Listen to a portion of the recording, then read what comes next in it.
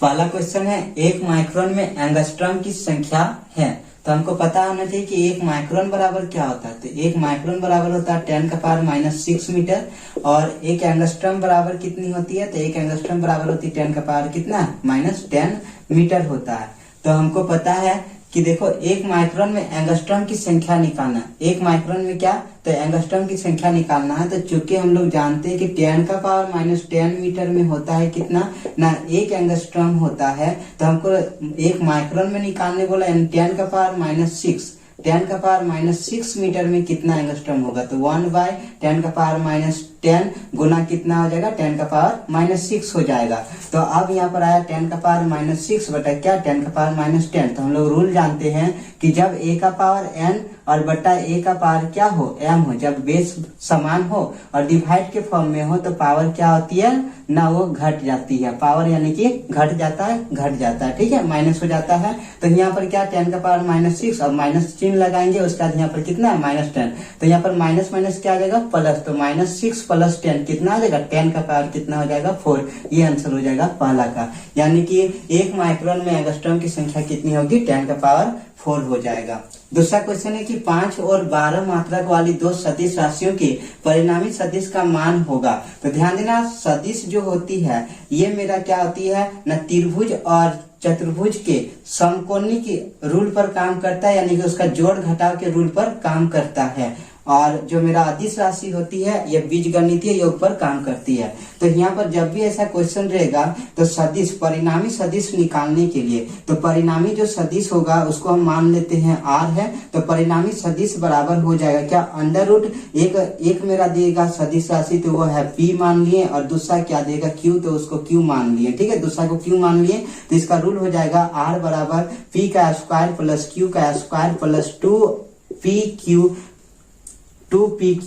cos theta हो जाएगा। क्या हो जाएगा, cos थीटा। ये रूल होता है कि परिणामी सदिश बराबर क्या, √p² प्लस q² प्लस क्या है 2pq cos थीटा हो जाएगा। तो यहाँ पर देखो कि p² कितना दिया है, तो p² यानी कि 5 का स्क्वायर कितना हो जाएगा 25, उसके बाद q² यानी 12 का स्क्वायर कितना हो जाएगा, तो हो जाएगा 144 प्लस 2 गुना p का मान कितना है 5 है और r का मान कितना है, तो p का मान कितना है 5 है और q का मान कितना है 12। और cos, ध्यान देना यहाँ क्या बोला गया समकोणिक, यानी कि जब दोनों सदिश क्या है ना आपस में समकोणिक दिशा में यानी 90 डिग्री का एंगल बन रहा है, तो cos कितना हो जाएगा, cos 90 डिग्री हो जाएगा। और cos 90 का जो वैल्यू होती है वो होता है 0। cos 90 का वैल्यू कितनी होती है, तो वो होता है 0 होता है। और जब 0 पुट करेंगे तो इस पूरा का पूरा वैल्यू क्या हो जाएगा, 0 हो जाएगा। तब यहाँ पर आएगा कितना ना, इन दोनों का योग आएगा 169 और उधर कितना आएगा 0 आएगा।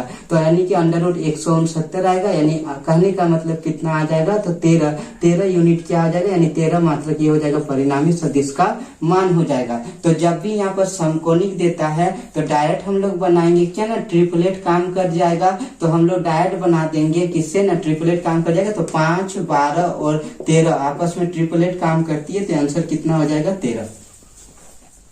अगला क्वेश्चन है, 100 मीटर प्रति सेकंड के वेग से चलती हुई एक 5 ग्राम की गोली किसी लक्ष्य में प्रवेश करने के 0.01 सेकंड के बाद रुक जाती है। लक्ष्य द्वारा आरोपित बल का मान ज्ञात करें।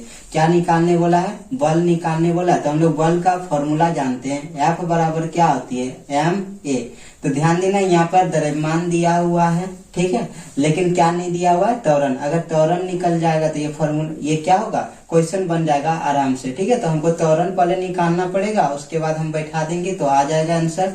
तो पहले ध्यान देना कभी भी कि न्यूमेरिकल जब बनाएंगे तो हमेशा SI यूनिट से बनाएंगे, हमेशा किससे बनाएंगे, SI यूनिट से। अगर SI यूनिट में नहीं है तो फिर आंसर गलत हो जाएगा, इसलिए SI यूनिट में लाना जरूरी है। तो यहाँ पर हमको A पहले निकालना पड़ेगा। तो हम लोग जानते हैं क्या ना, A बराबर यानी त्वरण बराबर होती है V माइनस U बाई क्या होती है T होता है। यानी V का मतलब क्या, फाइनल वेलोसिटी, और U का मतलब क्या होती है, इनर्शियल वेलोसिटी होती है। यानी कि ये है अंतिम वेग और ये क्या है, प्रारंभिक वेग। तो जब देखो यहाँ पर क्या है ना, इतना मीटर वेग से जा रहा था और उसके बाद प्रवेश करने के बाद वो रुक गया। तो रुक गया मैंने क्या, अंतिम वेग क्या हो गया, शून्य हो गया। तो अंतिम वेग शून्य हो गया। और ये कितना वेग से जा रही थी, तो 100, तो 100 से बटा कितना कितना समय में, तो 0.01 में। तो अब क्या किए ना, ये आया 100 बटा कितना है 0.01, पॉइंट को हटा देंगे तो ऊपर चल जाएगा कितना 100 हो जाएगा, यानी कि यहाँ पर आया कितना 10,000 आ जाएगा। कितना आएगा 10,000। ये आएगा मेरा क्या, तो त्वरण आएगा। त्वरण का जो मात्रक होती है ऐसा मतलब मीटर प्रति सेकेंड स्क्वायर होती है। अब हमको निकालना था बल, तो F बराबर क्या है ma। तो m का मान दिया, देखो गोली जा रहा था तो गोली कितना है 5 है, तो 5 ग्राम में दिया हुआ, ग्राम को केजी में चेंज करने के लिए क्या करेंगे 1000 से भाग दे देंगे। उसके बाद क्या है ना त्वरण दिया हुआ है कितना, तो 10,000 त्वरण आया। कितना आया 10,000, तो 30 कैंसिल, यानी आया कितना 50 न्यूटन। और ध्यान देना ये गोली द्वारा बल लगाया जाएगा उस पर, और हम लोग जानते हैं न्यूटन के थर्ड लॉ से कि क्या होती है ना, क्रिया के बराबर क्या होती है विपरीत क्रिया होती है। जितना हम इधर से बल लगाते हैं उतना ही उधर से रिटर्न आता है। तो अगर हमको बोला गया कि लक्ष्य द्वारा, यानी हम जहां पर लक्ष्य मार रहे हैं उसके द्वारा कितना बल लगाया गया, तो यहाँ पर साफ साफ लिखा है लक्ष्य द्वारा, तो लक्ष्य द्वारा भी 50 न्यूटन का ही बल लगाएगा। अगर साइन पूछता तो कितना होता -50 न्यूटन, लेकिन यहाँ साफ साफ लिख दिया है कि लक्ष्य द्वारा आरोपित बल, इसलिए आंसर मेरा क्या होगा 50 न्यूटन होगा। ठीक है। अगला क्वेश्चन है कि एक वस्तु का संवेग 10 केजी प्रति मीटर है, उसे 2 सेकंड में रोकने के लिए बल की आवश्यकता होगी। तो हमें बल निकालने के लिए बोला गया, तो पहले बल का फॉर्मूला तो हम लोग जानते हैं क्या, F बराबर क्या है ma है। तो F बराबर ma होता है, F बराबर क्या है ma, और a बराबर क्या होती है, तो a बराबर होती है v माइनस u बाई क्या है t है। यानी कि देखो वेग और वेग को घटाएंगे तो वेग ही आएगा, और अगर हम वेग और वेग को घटाएंगे तो वेग आएगा। तो वेग में परिवर्तन की दर को ही हम लोग क्या कहते हैं त्वरण कहते हैं। ये आ गया। तो हम यहाँ पर देखें तो F बराबर क्या है ना m गुना v, तो m v, और यहाँ पर क्या है ना m गुना v यानी क्या है m गुना u यानी क्या mu बाई क्या t। तो m v जो होती है p बराबर क्या m v, ये क्या होती है ना, ये होती है मेरा p यानी कि संवेग होती है। द्रव्यमान गुना वेग को क्या कहते हैं संवेग। तो देखो संवेग में परिवर्तन की दर को ही हम लोग क्या कहते हैं बल कहते हैं। संवेग में परिवर्तन की दर को ही क्या कहते हैं दर कहते हैं, यानी ये क्या है संवेग में परिवर्तन। संवेग में परिवर्तन, संवेग में परिवर्तन की दर को ही हम लोग क्या कहते हैं तो बल कहते हैं। तो यहाँ पर संवेग दिया हुआ, यानी इसको घटाएंगे तो भी क्या आएगा संवेग आएगा। तो देखो यहाँ F बराबर कितना आ जाएगा, तो ये संवेग दिया है 10, और उसके बाद क्या है ना 2 सेकेंड दिया हुआ, तो 2 सेकेंड यानी डिवाइड करेंगे तो अब आ जाएगा कितना 5 न्यूटन का बल लगेगा। ध्यान देना कि जब संवेग में परिवर्तन, इसको जब घटाएंगे तो भी क्या आएगा, तो मेरा संवेग ही आएगा। यानी और एक रूल निकला यहाँ पर F बराबर क्या हो जाएगा P बाई क्या है T। तो डायरेक्ट हम यहाँ पर बैठा देते 10 और 2 से भाग देते थे तो आता कितना 5 न्यूटन, ये आंसर हो जाता। ध्यान देना अगला क्वेश्चन है कि एक कण विरामावस्था से प्रारंभ करके नियत त्वरण से प्रथम 2 सेकंड में 10 मीटर दूरी तय करती है, तो वह अगले 2 सेकंड में कितनी दूरी तय करेगी। ठीक है। तो हमको करना क्या कि 2 सेकंड का तो दूरी दिया हुआ है, बोला कि अगला 2 सेकंड, यानी शुरू से देखा जाए तो इधर 2 सेकंड है और उधर 2 सेकंड, यानी कुल मिला के 4 सेकंड। तो अगर शुरू से 4 सेकंड का दूरी निकाल लेंगे, उसके बाद 2 सेकंड वाला घटा देंगे तो क्या निकल जाएगा, तो मेरा अगला 2 सेकंड का निकल जाएगा। तो यहाँ पर हम लोग कौन सा रूल का बना सकते हैं, तो यहाँ दूरी निकालना था हम लोग को। गति का 3 समीकरण पता होना चाहिए। पहला समीकरण क्या है v बराबर u प्लस क्या है 80 है। दूसरा समीकरण s बराबर ut प्लस क्या है हाफ 80 स्क्वायर है। और तीसरा समीकरण क्या है v स्क्वायर बराबर u स्क्वायर प्लस क्या है 2as है। तो हमको निकालना क्या है दूरी निकालना। तो दूरी कौन सा होगा, तो ध्यान देना s से जो बता रहा है तो ये किसको बताएगा, तो ये दूरी को बताएगा, विस्थापन बताएगा, हाइट को बताएगा यानी ऊंचाई को बताएगा, स्थिति को बताएगा। और यहाँ पर दिया गया है क्या टाइम दिया हुआ, तो टाइम तो इसी में है, इसमें तो टाइम है ना, यानी इसका प्रयोग करेंगे। तो देखो क्या है कि s बराबर ut प्लस क्या है हाफ 80 स्क्वायर है। तो यहाँ पर हम बोले कि पहले 2 सेकंड का जो दूरी तय किया, पहले 2 सेकंड का जो दूरी तय किया, तो s कितना दूरी तय किया है 10 मीटर, 10 लिख दिए। u तो देखो विरामावस्था बोला गया, विरामावस्था माने वो स्थिर है, स्थिर है यानी क्या है उसका वेग जो है 0 है। तो 0 से किसी को भी गुना करेंगे आएगा क्या 0 आएगा, यानी ये 0 हो गया 1/2। a का मान हमको नहीं पता, a लिख दिए। उसके बाद क्या t स्क्वायर कितना सेकंड में, तो 2 सेकंड। उसके बाद क्या t स्क्वायर, तो t दिया गया 2 गुना क्या हो जाएगा 2, क्योंकि 2 सेकंड दिया हुआ तो 2 कैंसिल हो गया, यानी 10 बराबर कितना आ गया 2a आ गया। तो a बराबर कितना आ जाएगा 2 से भाग दे देंगे कितना आ जाएगा 5, यानी कि a का मान आ गया 5 आ गया। अब हमको निकालना क्या है अगला 2 सेकंड में कितना दूरी तय करें। तो हम टोटल शुरू से कभी भी बनाएंगे तो शुरू से निकालना कि शुरू से मेरा 4 सेकंड का दूरी, अब उसके बाद शुरू से मेरा 2 सेकंड का दूरी, अब उसमें से घटा देंगे तो अगला 2 सेकंड का निकल जाएगा। तो शुरू से अगर बोले 4 सेकंड का दूरी, यानी कि 4 सेकंड तक का दूरी अगर देखा जाए, तक का कुल दूरी अगर देखा जाए तो क्या हो जाएगा, तो यहाँ पर जो है कुल दूरी निकालना है तो कैसे आएगा, s बराबर यूटी प्लस क्या है, हाफ एटी स्क्वायर। तो देखो पहले तो वो प्रारंभिक अवस्था जो था वो विरामावस्था में था, तो ये 0 आएगा, 1/2 गुना a का वैल्यू कितना आ गया, 5 आ गया, t तो t अब कितना है ना 4 है, तो 4 गुना 4 हो गया, तो 2 का पढ़ा में 2 बार में, यानी 2 5 10, 10 चौके कितना हो जाएगा, 40 हो जाएगा।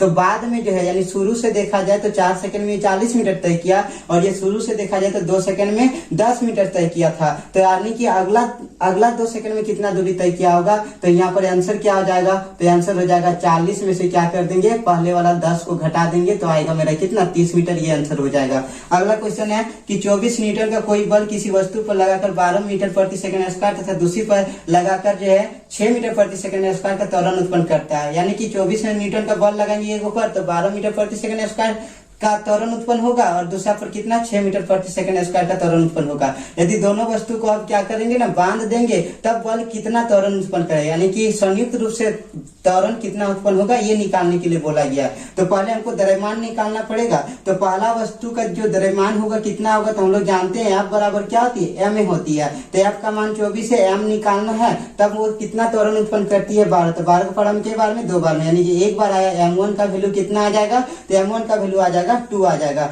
उसी प्रकार 12 दूना 24 तो 2 आ जाएगा। उसी प्रकार से क्या दूसरा अगर देखा जाए तो F बराबर m फिर से बैठा दिए, तो m2 बैठा दिए, तो यहाँ पर कितना 24 है और m2 तो निकालना है, और a दिया गया कितना, तो a दिया गया 6, तो 6 से भाग दिए तो आया क्या, m2 का वैल्यू आ जाएगा 6 का पढ़ा में कितना, और में 4, यानी ये आ गया मेरा 2 kg और ये आ गया कितना 4 kg। अब दोनों को एक साथ बांध देंगे तो टोटल द्रव्यमान कितना आ जाएगा, टोटल द्रव्यमान जो हो जाएगा वो हो जाएगा मेरा क्या, m1 प्लस क्या है m2, यानी कितना, तो 2 और 4 कितना हो जाएगा, 6 हो जाएगा। उसके बाद बोला गया कि वह बल कितना त्वरण उत्पन्न करेगा, तो हम बल कितना लगा रहे हैं, 24 न्यूटन का ही बल लगा रहे हैं, यानी कि बल लगा रहे हैं F बराबर कितना लगा रहे हैं, 24 न्यूटन। अब कितना त्वरण उत्पन्न करेगा, यानी संयुक्त रूप से, तो F बराबर होती क्या है, ma होती है, तो ये 24 दिया गया, m अब दोनों का मिला के कितना है 6, और a निकालना, तो a निकालना है तो 6 का पढ़ा में के बार में 4 बार में, यानी a का मान आ गया 4 मीटर प्रति सेकंड स्क्वायर, ये आंसर हो जाएगा।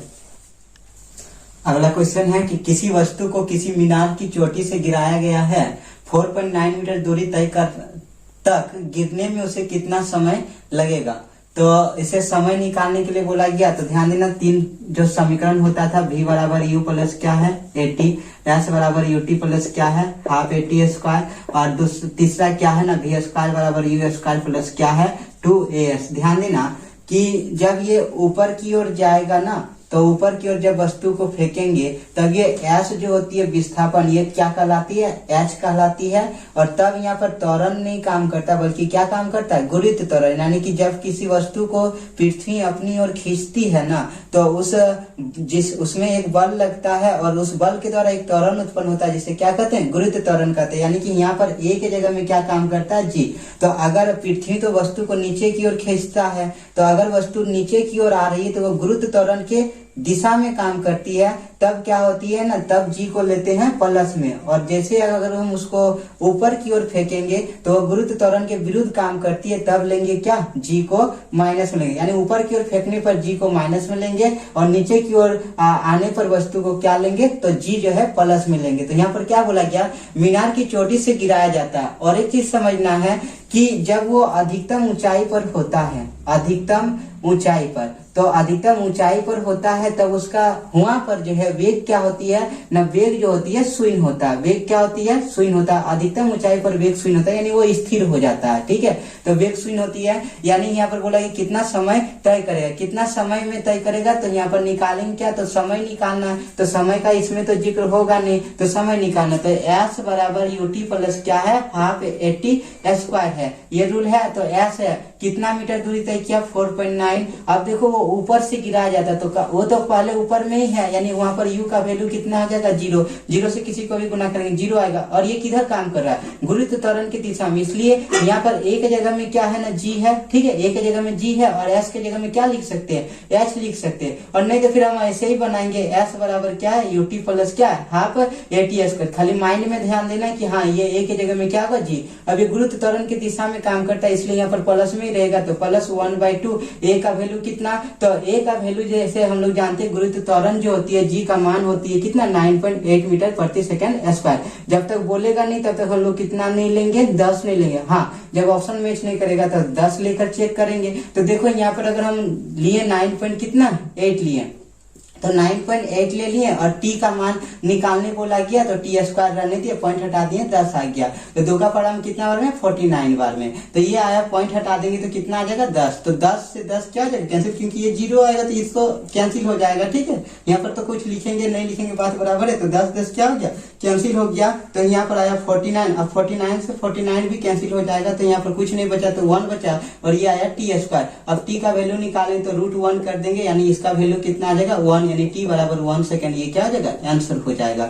उसके बाद अगला क्वेश्चन है कि 20 केजी की बंदूक से 80 ग्राम की गोली 160 मीटर प्रति सेकंड का स्क्वायर प्रति क्या है 160 मीटर प्रति सेकंड के वेग से छोड़ी जाती है। बंदूक का पीछे की ओर झटके का वेग क्या, यानी बंदूक जो है पीछे की ओर झटका देगा उसका। तो हम लोग को पता है कि न्यूटन का क्या है थर्ड लॉ। हम उधर भी क्या कर रहे हैं तो हम गोली चला रहे हैं उधर, लेकिन वो क्या कर रहा है पीछे की ओर धक्का दे रहा है। तो पीछे की ओर जो धक्का लगता है उसका हमको वेग निकालने की कितना स्पीड से धक्का लगता है। तो ध्यान देना संवेग संरक्षण के नियम सभी हम लोग को पता है कि क्या होती है किसी वस्तु का दो गो वस्तु अगर टकराने से पहले और टकराने के बाद उसका वेग क्या होती है तो संवेग जो होती है आपस में क्या होती है नियत होती है नहीं बराबर होती है। तो हमको कभी भी गोली वाला क्वेश्चन रहेगा इस प्रकार का तो बनाना कैसे है ना m1 u1 प्लस क्या है m2 u2 बराबर क्या m1 v1 प्लस क्या है m2 v2 है। यानी दोनों वस्तुओं का टकराने से पहले का वेग टकराने से पहले का संवेग और टकराने के बाद का संवेग क्या होती है आपस में बराबर होती है। संवेग बराबर जानते हैं क्या m बराबर p बराबर क्या होती है mv होता है। तो ध्यान देना कि अभी वो क्या है शुरुआत में वो बंदूक पर है, बंदूक पर क्या है गोली है तो दोनों तो स्थिर है ना। और जब दोनों स्थिर है तो u का मान u1 का भी मान 0 आएगा और u2 का भी मान 0 आएगा और 0 से गुना करेंगे। तो हम क्या किए ना किसी एक को मान लिए क्या है तो किसी एक को m1 मान लिए किसी एक को क्या मान लिए m2। तो हम यहाँ पर 20 मान लिए किसको तो बंदूक वाला को मान लिए m1 और क्या है तो गोली वाला को m2 मान लिए। तो 20 गुना कितना हो जाएगा तो ये कितना वेग से पीछे की ओर धक्का लगेगा वही निकालना प्लस क्या m2 है 80। हमको पता है ग्राम में दिया तो ग्राम को किस में चेंज कर देंगे केजी में चेंज कर देंगे क्योंकि SI यूनिट में बनाना डिवाइड कितना गुना कितना आ जाएगा 160 हो जाएगा। तो अब इसको हम इस साइड लेके आएंगे तो ध्यान देना पहले इसको कैलकुलेशन करें तो 1 0 1 0 1 0 1 0 कैंसिल हो गया। अब इसको हम इस साइड लेके आ गए तो 20 v1 बराबर कितना हो जाएगा तो ये माइनस में आ जाएगा इस साइड। तो यहाँ पर कितना आ गया तो 8 6 कितना है 48 है ठीक है और 8 के 8 4 कितना आ जाएगा 12 128 बटा कितना हो गया 10 आ गया। अब इसको जब बनाएंगे हम लोग ठीक है इसको जब हम लोग बनाएंगे तो कितना आ गया तो देखो v1 बराबर कितना हो जाएगा तो यहाँ पर माइनस रहने देते हैं 128 बटा कितना तो ये 20 है 20 नीचे चल जाएगा तो कितना आ जाएगा 200। तो 2 का पड़ा में 100 हो गया और 2 का पड़ा में 2 6 12 2 का पड़ा में कितना 4 बार में तो माइनस v1 बराबर आया कितना 0.64 आ गया। अगर v1 बोले तो ये माइनस में आएगा माइनस 0.64 मीटर प्रति सेकंड। अब बात को समझना ये माइनस चिन्ह क्या बतलाता है तो माइनस चिन्ह ये बतला रहा है कि वो पीछे की ओर धक्का दे रहा है यानी कि क्या वो विपरीत का हम लोग जिस दिशा में बल लगा रहे हैं उसका क्या है विपरीत काम कर रहा है विपरीत प्रतिक्रिया कर रहा है। और साफ साफ यहाँ पर लिखा क्या पीछे की ओर झटके का वेग तो यहाँ पर साफ साफ लिख दिया कि पीछे की ओर झटके का वेग निकालना है इसलिए मेरा आंसर कितना हो जाएगा तो आंसर होगा प्लस में तो वो हो जाएगा 0.64 मीटर प्रति सेकंड हो जाएगा। और अगला क्वेश्चन है कि एक पिंड u वेग से ऊपर की ओर फेंका जाता है पिंड को अपने उच्चतम स्थिति तक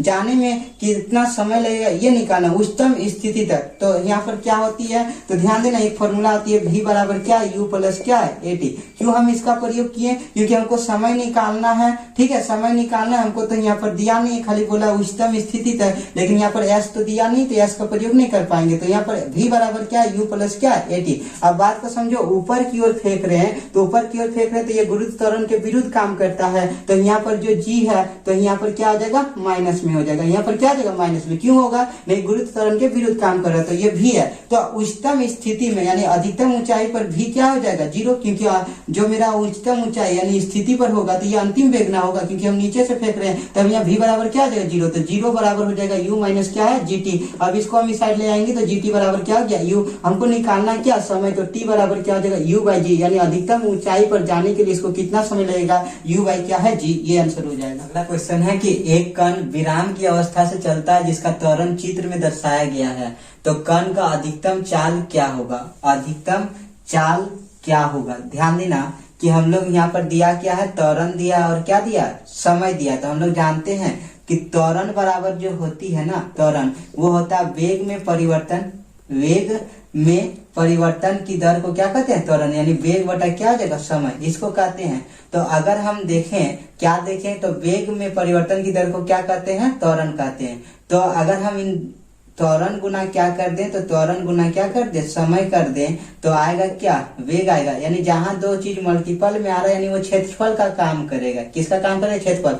और क्षेत्रफल से यानी त्वरण और समय का जो क्षेत्रफल होगा उससे क्या निकलेगा, वेग निकलेगा। और वेग को हम लोग चाल भी बोल सकते हैं। तो यहाँ पर चाल निकालना यानी वेग निकल जाएगा, तो उसी को हम लोग चाल भी कहेंगे। यानी कि ये जो फिगर दिया हुआ है कि ये क्या आती है, विराम अवस्था से कितना त्वरण उत्पन्न करता है, 10 मीटर प्रति सेकेंड स्क्वायर, और कितना समय में, तो 11 सेकेंड में तय करती है। ठीक है, 11 सेकेंड में जो 10 मीटर प्रति सेकेंड स्क्वायर त्वरण उत्पन्न करता है। तो बोल रहा है इसका चाल क्या है, तो चाल निकालना, क्या निकालना, चाल निकालना है। तो ध्यान देना, हम यहाँ पर क्या करें, दोनों का निकाल देंगे क्षेत्रफल। तो ये बन रहा है क्या, त्रिभुज का क्षेत्रफल बन रहा है। तो त्रिभुज का क्षेत्रफल हाफ गुना आधार गुना ऊंचाई, तो आधार कितना है 11 और ऊंचाई कितना है 10 है। अब इसको जब बनाए तो आया कितना, तो 5, यानी कहने का मतलब क्या है, तो चाल बराबर निकल के आएगा, चाल बराबर निकल के आएगा 11 गुना 5 यानी कितना, 55 मीटर प्रति सेकेंड। ये आंसर हो जाएगा। याद रखना, जब भी ग्राफ वाला क्वेश्चन रहेगा तो हमको इसी प्रकार से बनाना होगा ग्राफ में। उसके बाद अगला क्वेश्चन है कि विरामावस्था से 10 केजी के पिंड पर 10 न्यूटन का बल 4 सेकंड तक लगने के कारण बल द्वारा किए गए कार्य कितना होता है। हम लोग को पता है कि कार्य बराबर जो होती है, W बराबर जो होती है कार्य बराबर, ठीक है। तो कार्य बराबर क्या हो जाएगा, तो कार्य बराबर हो जाएगा कि क्या गया, कार्य कितना होगा। तो कार्य बराबर W बराबर होती है Fs होता है। क्या होता है, Fs। तो हमको अगर बल पता होगा और क्या पता होगा, तो अगर हमको विस्थापन पता होगा तो कार्य आराम से निकल जाएगा। तो हमको बल दिया हुआ कितना दिया, 50 न्यूटन। हमको क्या करना पड़ेगा, तो हमको निकालना पड़ेगा क्या, विस्थापन निकल जाएगा तो आराम से क्या होगा, कार्य निकल जाएगा। आराम से क्या होगा, कार्य निकल जाएगा। तो कार्य निकालने के लिए हमको क्या निकालना पड़ेगा, तो निकालना पड़ेगा विस्थापन यानी S निकालना पड़ेगा। तो यहाँ पर समय दिया है तो हम क्या करेंगे ना, पहले देखो यहाँ पर क्या समय दिया, तो S निकालने के लिए दो चीज जानते हैं, एक है V स्क्वायर बराबर U स्क्वायर प्लस क्या 2AS, और दूसरा है S बराबर UT प्लस क्या है हाफ AT स्क्वायर है। तो बताओ यहाँ पर क्या है, यहाँ पर T दिया हुआ, यहाँ पर T तो है नहीं, और यहाँ पर क्वेश्चन में क्या दिया, T दिया। तो इसका प्रयोग करेंगे। तो देखो S बराबर अगर देखा जाए तो S बराबर क्या हो जाएगा, तो U विरामावस्था है, तो विरामावस्था तो 0 से गुना करेंगे, किसी को भी 0 आ जाएगा, प्लस 1 बाई कितना है 2 है, और ये क्या है A, तो A हमको नहीं दिया गया। उसके बाद क्या है T, तो T कितना समय के लिए, तो 4 गुना 4 हो जाएगा, तो 2 का पावर 2 बार में, यानी कितना आया, तो यहाँ पर आ गया। ध्यान देना कि S बराबर आया कितना, तो 4 दूना 8, 8A आया। क्या A हमको पता है, तो A हमको पता नहीं। अगर A निकल जाएगा तो S भी निकल जाएगा, और S निकल जाएगा तो फिर यहाँ कार्य भी निकल जाएगा। तो हमको पता है कि F बराबर क्या होती है, MA होता है। तो F दिया है 10 और M का वैल्यू दिया है 10 गुना A, तो 10 10 कैंसिल, यानी A का वैल्यू कितना आ जाएगा 1, यानी A का वैल्यू 1 आ गया। तो यहाँ पर S का वैल्यू कितना आ जाएगा 8 आ जाएगा। और तब यहाँ पर बनाएंगे तो F का वैल्यू दिया है 10 और S का वैल्यू दिया 8, गुना कर देंगे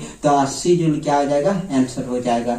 ये हो जाएगा 11 नंबर का सॉल्यूशन। उसके बाद अगला क्वेश्चन है कि दो चलते हुए पिंड जिनके द्रव्यमानों का अनुपात इतना है तथा गतिज ऊर्जाओं का अनुपात कितना दिया, 1:8 दिया। तो गतिज ऊर्जा का अनुपात दिया यानी कि हाफ m1 v1 का स्क्वायर बटा क्या है, हाफ m2 v2 का क्या है स्क्वायर, क्योंकि गतिज ऊर्जा का फॉर्मूला होती है हाफ mv स्क्वायर होती है। तो हाफ m1 v1 स्क्वायर और बटा m2 v2 स्क्वायर, इसका अनुपात दिया है कितना 1:8, यानी 1 बटा कितना 8। अब बात को समझो कि दो चलते हुए पिंड जिनके द्रव्यमानों का अनुपात, एगो का 1 दिया, दूसरा का क्या दिया 2, तो यहाँ पर बैठा देंगे 1/2 कैंसिल हो गया। m1 का वैल्यू दिया है 1 और m2 का वैल्यू दिया है कितना 2, और हमको निकालने क्या बोला गया, उनके क्या है, तो उनके वर्गों का अनुपात क्या होगा। तो यहाँ वर्ग नहीं होगा बल्कि क्या है, तो उनके जो है वेगों का अनुपात क्या होगा, वेगों का अनुपात क्या होगा। तो यहाँ पर वेग निकालेंगे तो देखो क्या है, तो v1, तो v1 का स्क्वायर गुना क्या है v2 का स्क्वायर बराबर क्या 1/8। तो ये उस साइड जाएगा, तो ये v1 का स्क्वायर बटा v2 का स्क्वायर बराबर क्या, तो उस साइड जाएगा, या फिर काट दो डायरेक्ट, 2 का पढ़म कितना बराबर 4। तो यहाँ v1 और v1 का स्क्वायर बटा v2 का स्क्वायर है, तो हमको क्या करना है, इसका रेशियो निकालना। तो हम रूट चढ़ा सकते हैं डायरेक्ट, तो रूट चढ़ा दिए 1/4 किए, तो आया कितना 1/2, यानी रेशियो हो जाएगा 1:2 कितना है 2 हो जाएगा। ये आंसर हो जाएगा। अगला क्वेश्चन है, किसी वस्तु के संवेग में 50% की वृद्धि होने पर इसकी गतिज ऊर्जा में वृद्धि होगी। तो ध्यान देना, गतिज ऊर्जा और संवेग के बीच संबंध क्या आती है, तो काइनेटिक एनर्जी बराबर क्या है ना, संवेग है तो पी स्क्वायर बाई क्या होती है 2m होता है। तो ध्यान देना कि यहाँ पर ये क्या हो जाएगा, कांस्टेंट हो जाएगा, क्योंकि हमको वृद्धि किसमें बोला गया, संवेग में वृद्धि बोला गया, यानी इस पर वृद्धि होगा तो काइनेटिक एनर्जी पर भी क्या होगा, यानी गतिज ऊर्जा पर भी वृद्धि होगा। तो देखो पी स्क्वायर यानी पी गुना क्या है, पी है, तो जिससे वृद्धि होता है उसको, यानी जिससे तुलना करेंगे उसे 100 मान लेंगे। तो मान ली कि पहले काइनेटिक एनर्जी कितना था 100 था, अब पोटेंशियल एनर्जी पर 50% वृद्धि की है, तो वृद्धि कर रहे हैं यानी जोड़ दो, तो कितना जो है 100 में जोड़ देंगे 50, तो 150% हो जाएगा। तो ये गुना में पी गुना क्या पी, यानी 2 बार होगा तो और एक बार 150 बटा कितना आ जाएगा 100 हो जाएगा। अब इसको बनाए तो 100 100 कैंसिल, 1 0 1 0 1 0 1 0 कैंसिल हो जाएगा। तो 15 गुना 15 कितना आ जाएगा 225। तो बोलो पहले कितना था काइनेटिक एनर्जी 100 और बाद में कितना हो गया 225, तो कितना बढ़ गया 125 बढ़ गया, प्रतिशत निकालेंगे तो इतना ही आएगा, यानी 125% की क्या हो जाएगा वृद्धि हो जाएगा। अगला क्वेश्चन है, 40 kg का एक लड़का दौड़कर सीढ़ी पर चढ़ता है, कहाँ चढ़ता है सीढ़ी पर चढ़ता है, और 9 मीटर ऊंचे प्रथम तल पर 1/2 सेकंड में पहुंच जाता है। लड़के द्वारा विकसित शक्ति क्या, शक्ति निकालना है, क्या निकालना, पावर निकालना, शक्ति निकालना। तो P बराबर क्या होती है, तो कार्य करने की दर को क्या कहते हैं, शक्ति कहते हैं। और ध्यान देना, कार्य बराबर क्या होती है, ऊर्जा होती है। कार्य को ही हम लोग ऊर्जा कर सकते हैं, ठीक है, इसी को क्या कर सकते हैं, उष्मा कर सकते हैं। तो ध्यान देना, तो इन तीनों का मात्रा क्या होती है, जूल होती है। तो कार्य, तो आप ध्यान देना कि कार्य को ही हम लोग क्या कहेंगे, ऊर्जा कहेंगे। तो जब ये ऊंचाई की बात कर रहा है तो ऊंचाई में कौन सी ऊर्जा काम करती है, तो ऊंचाई में जो होती है स्थिति होता है, यानी स्थिति ऊर्जा काम करती है। तब वहां पर W बराबर क्या आ जाती है, mgh बाई क्या होती है T होता है। तो यहाँ पर देखो क्या है, m का वैल्यू तो 40 है, उसका g का मान जब तक नहीं बोलेगा तब तक 9.8 लेते हैं, ठीक है। अगर ऑप्शन मैच नहीं करेगा तब कितना लेंगे 10 लेंगे। तो यहाँ पर ध्यान देना 9.8 लेने पर ऑप्शन मैच नहीं करेगा, इसलिए कितना ले लिए 10 ले लिए। उसके बाद क्या है h, तो h का वैल्यू कितना है, तो h का वैल्यू तो कितना मीटर ऊंचा गया, तो 9 मीटर, तो 9 हो गया। और समय, तो समय कितना दिया 1/2, 1/2, तो 2 ऊपर चल जाएगा। तो यहाँ पर क्या हुआ ना, 4 नंग कितना 36 हो गया, और 00 36 गुना ये 2 ऊपर चल जाएगा तो 2 आ जाएगा, यानी कितना आ जाएगा 7200 वाट हो जाएगा। लेकिन ये ऑप्शन में है नहीं, कितना है 720, यानी कि यहाँ पर मिस प्रिंट होगा तो कितना आ जाएगा 7200, आंसर कितना आ जाएगा 7200। अगला क्वेश्चन है कि एक कुल्ली अपनी सिर पर 50 kg का बोझ लेकर 5 मिनट तक क्या है, खड़ा रहता है। ध्यान देना, क्या रहता है, खड़ा रहता है, ठीक है। तो कुल्ली द्वारा संपादित कार्य क्या होगा, तो हम लोग जानते हैं W बराबर क्या आती है, FS cos थीटा होती है। क्या होती है, FS cos थीटा। तो अगर मेरा विस्थापन क्या है ना, विस्थापन शून्य है, यानी विस्थापन यानी वो वस्तु, वो व्यक्ति क्या है, खड़ा है, खड़ा है यानी वो चल नहीं रहा है, खड़ा है यानी चल नहीं रहा है, यानी वो क्या है, तो वो मेरा विस्थापन कुछ हुआ नहीं, और विस्थापन जैसे 0 हो जाएगा तो 0 से किसी को भी गुना करेंगे क्या आ जाएगा 0, यानी उस समय क्योंकि विस्थापन नहीं हुआ था, विस्थापन शून्य था, इसलिए कार्य भी क्या हो जाएगा, शून्य हो जाएगा। अगला क्वेश्चन है कि एक 50 kg द्रव्यमान को उठाने में कुल इतना कार्य क्या है, तो 4900, ठीक है। तो कितना 4900 जूल कार्य प्रयोग में लाया गया, द्रव्यमान को इस ऊंचाई तक उठाया गया है। तो कितना जो है द्रव्यमान को उठाने में कुल इतना कार्य प्रयोग में लाया गया, तो द्रव्यमान को इस ऊंचाई तक उठाया गया, यानी कितना मीटर तक इसको उठाया गया, यानी कितना ऊंचाई तक उठाया गया, ये निकालने के लिए बोला गया। तो हम लोग जानते हैं W बराबर क्या होती है, तो mgh होता है, क्योंकि ऊंचाई की बात कर रहा है तो वहां पर पोटेंशियल एनर्जी काम करता है, तो पोटेंशियल एनर्जी होगा उसका W, तो उसी को बोलेंगे। तो कितना आ जाएगा mgh। तो बोलो कार्य कितना दिया है, 4900 जूल दिया हुआ, m कितना दिया 50 दिया। अब देखो यहाँ पर ऊंचाई की बात कर रहा है तो यहाँ पर कितना लेंगे 9.8 लेंगे, और h हमको निकालने कितना ऊंचा तक वो लेके गया था, तो डिवाइड कितना 10, तो 1 0 1 0 कैंसिल हो गया। और 49 का पढ़ा में अगर देखा जाए तो 49 का पढ़ा में कितना बार में 100 बार में, 49 का पढ़ा के बार में 2 बार में, 5 का पढ़ा के बार में 20 बार में, और 2 का पढ़ा में कितना बार में, तो 10 बार में, यानी h बराबर कितना आ गया 10 मीटर, यानी कितना ऊंचा तक इसको उठाया गया था, तो 10 मीटर तक, आंसर कितना आ जाएगा 10 मीटर। अगला क्वेश्चन है, कोई आदमी 20 केजी के पत्थर को 10 मीटर की सीढ़ी के ऊपर से गिराता है।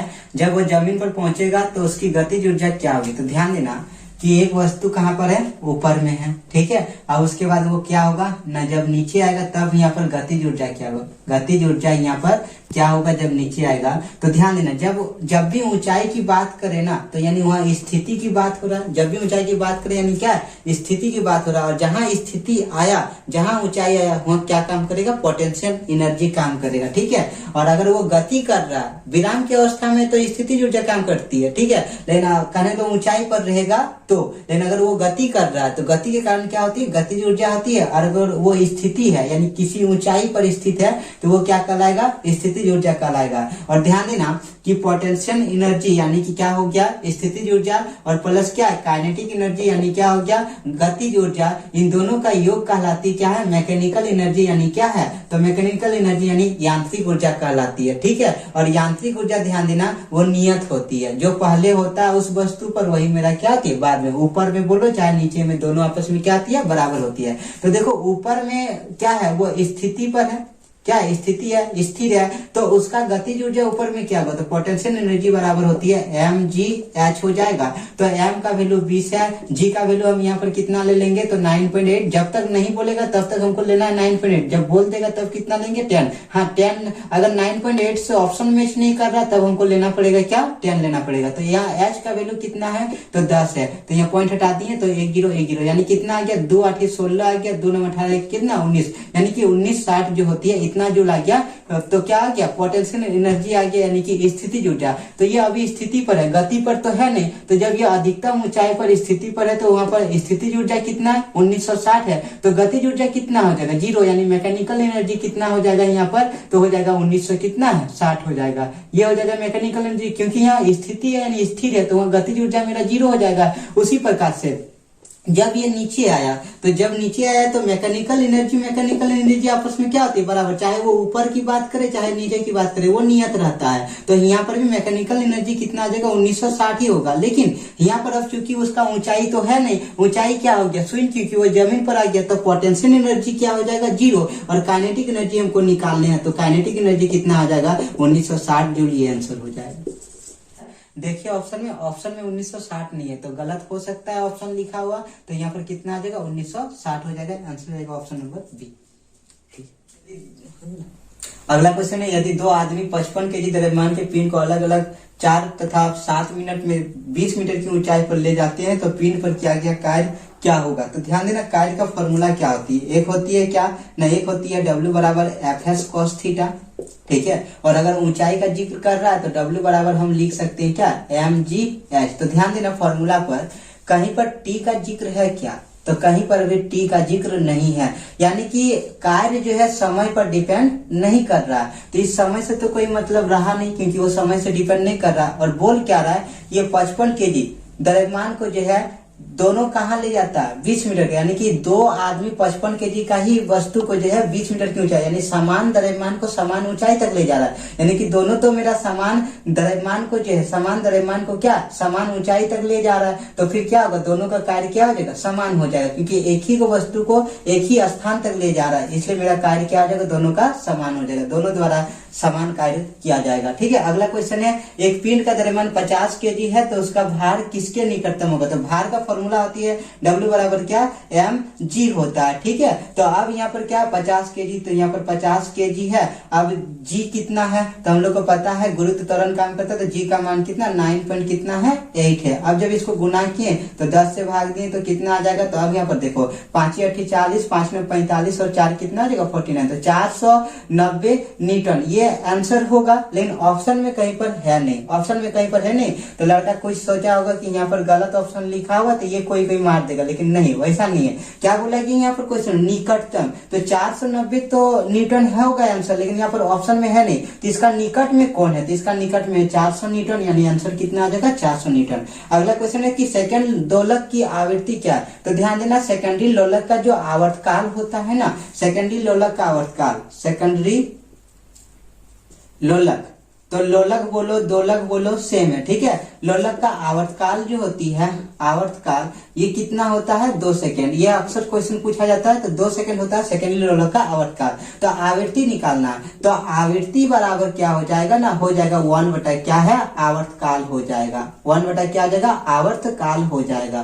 तो ध्यान देना 1 बटा आवर्तकाल कितना दिया 2, तो 0 पॉइंट कितना देगा 5 हर्ट्ज, क्योंकि आवृत्ति का जो एसआई मात्रक होती है वो क्या होती है हर्ट्ज होती है। अगला क्वेश्चन है किसी अनुदैर्ध्य तरंग का वेग इतना दिया है, 2 लगातार संपीड़न के बीच की दूरी। तो ध्यान देना संपीड़न किसको कहते हैं, तो ध्वनि जो तरंग होती है तो उसमें संपीड़न कहा जाता है जब कण सब क्या होती है तो सामने सामने होती है, और जब कण सब दूर दूर होती है तो उसे क्या कहते हैं विरलन कहते हैं। यानी सामने सामने कण होता है उसे क्या कहते हैं संपीड़न, और दूर दूर जो कण होता है उसे क्या कहते हैं विरलन कहते हैं। तो इसी प्रकार से तो क्या एक बार संपीड़न बनेगा फिर विरलन बनेगा, फिर क्या है संपीड़न, यानी कि पहले कण सामने सामने होगा फिर दूर होगा फिर क्या होगा सामने सामने होगा। तो 2 को संपीड़न के बीच की दूरी को हम लोग क्या कहते हैं तरंग दैर्ध्य कहते हैं। 2 को संपीड़न का बीच का दूरी या फिर 2 को क्या है तो विरलन का बीच का दूरी को क्या कहते हैं तरंग दैर्ध्य कहते हैं। तरंग दैर्ध्य, और तरंग दैर्ध्य को डिनोट करते हैं किससे लैम्डा से, किसे करते हैं लैम्डा से। तो यहाँ तरंग दैर्ध्य दिया हुआ है कितना 10 सेंटीमीटर, कितना दिया है 10 सेंटीमीटर।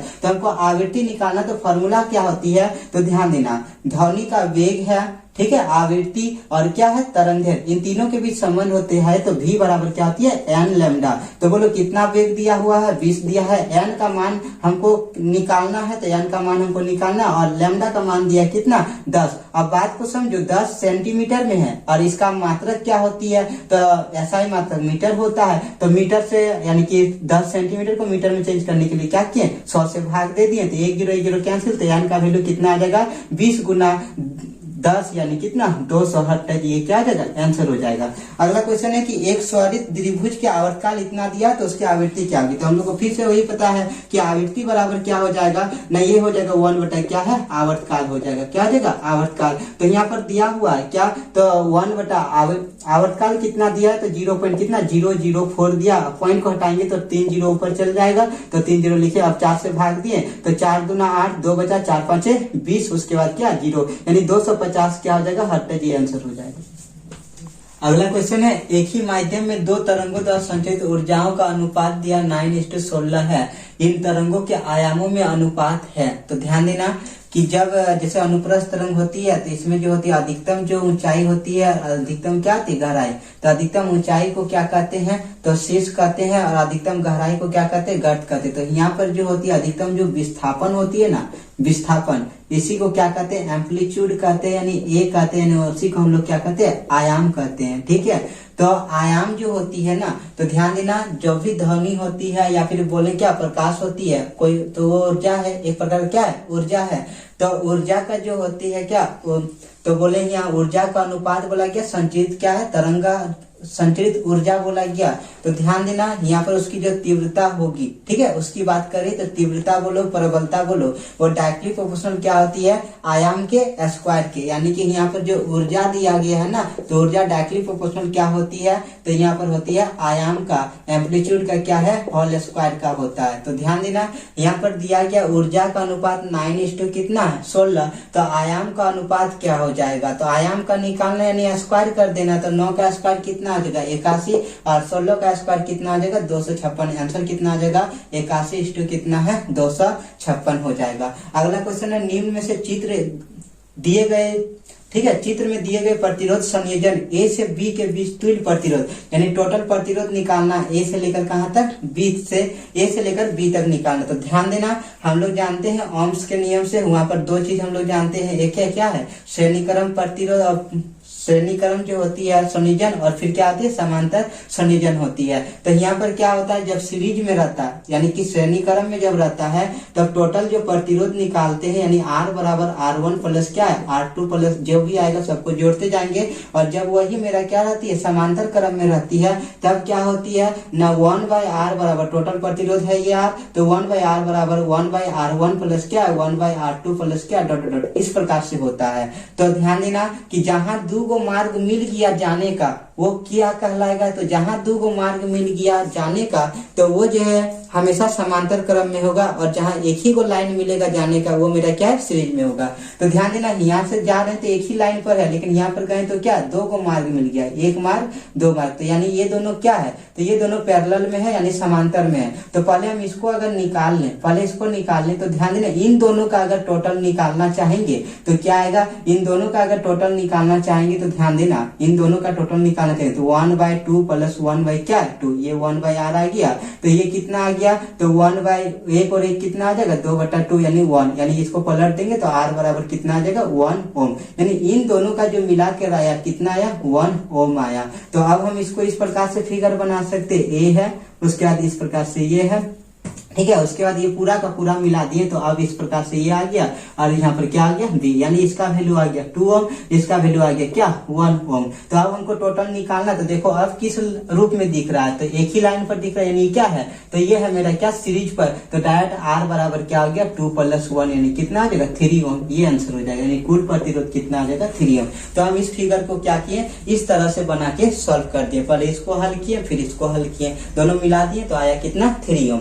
तो अब उसी प्रकार से ये क्वेश्चन है कि निम्नलिखित परिपथ में से ए एवं बी के बीच कौन महत्तम प्रतिरोध रखता है, यानी किसमें अधिकतम प्रतिरोध है।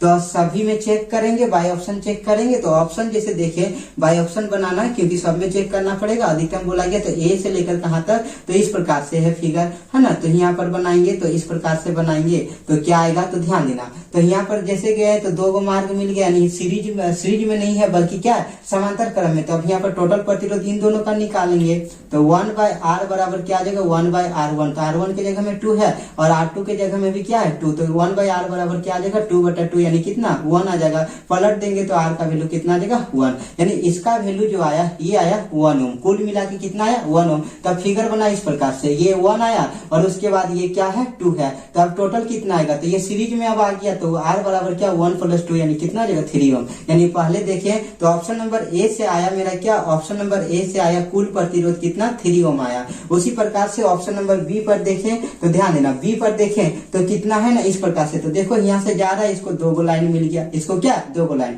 अब जब ये ऐसे करके जा रहा था इसको तो एक ही गो लाइन ना मिला, ये क्या है एक ही गो लाइन, यानी 2 और 2 कितना हो गया 4 हो गया। तो इसको हम फिगर को ऐसे बना सकते हैं, इस प्रकार से किया ये पूरा मिलकर कितना हो गया 4 हो गया और उसके बाद ये नीचे तरफ है एगो, तो कहने का मतलब क्या था, तो यहाँ पर देखो ये पूरा मिलकर क्या, क्योंकि इसको एक ही को लाइन पर जाना है, इसको क्या एक ही को लाइन पर, तो दोनों जुट जाएगा 2 और 2 कितना आ जाएगा 4, क्यों ना एक ही को लाइन पर जा रहा है यानी ये क्या है तो सीरीज में है, तो 2 और 2 कितना हो गया 4, तो इस प्रकार से क्या ये आ गया मेरा कितना है 4 ओम आ गया, ये क्या आ गया 4 ओम और ये दिया हुआ है कितना तो 2 ओम दिया गया, कितना दिया 2 ओम। तो अब ए से बी तक जाना है तो देखो अभी भी इसका 2 गो मार्ग है, तो करेंगे क्या ना इसका हम टोटल प्रतिरोध निकालेंगे तो 1/r बराबर 1/4 प्लस क्या है 1/2, यानी कहने का मतलब एलसीएम लेंगे तो 4 आएगा तो 1 प्लस कितना आ जाएगा, तो इस प्रकार से बनाएंगे तो यहाँ पर 2 का पढ़म के बार में 4, 2 का पढ़म में 2 बार में तो आएगा कितना 2 गुना 1 यानी कितना 2, यानी ये आ गया 3/4, तो r बराबर कितना आ जाएगा 4 कितना 3, इस प्रकार से इसका वैल्यू आया कितना आया 4/3।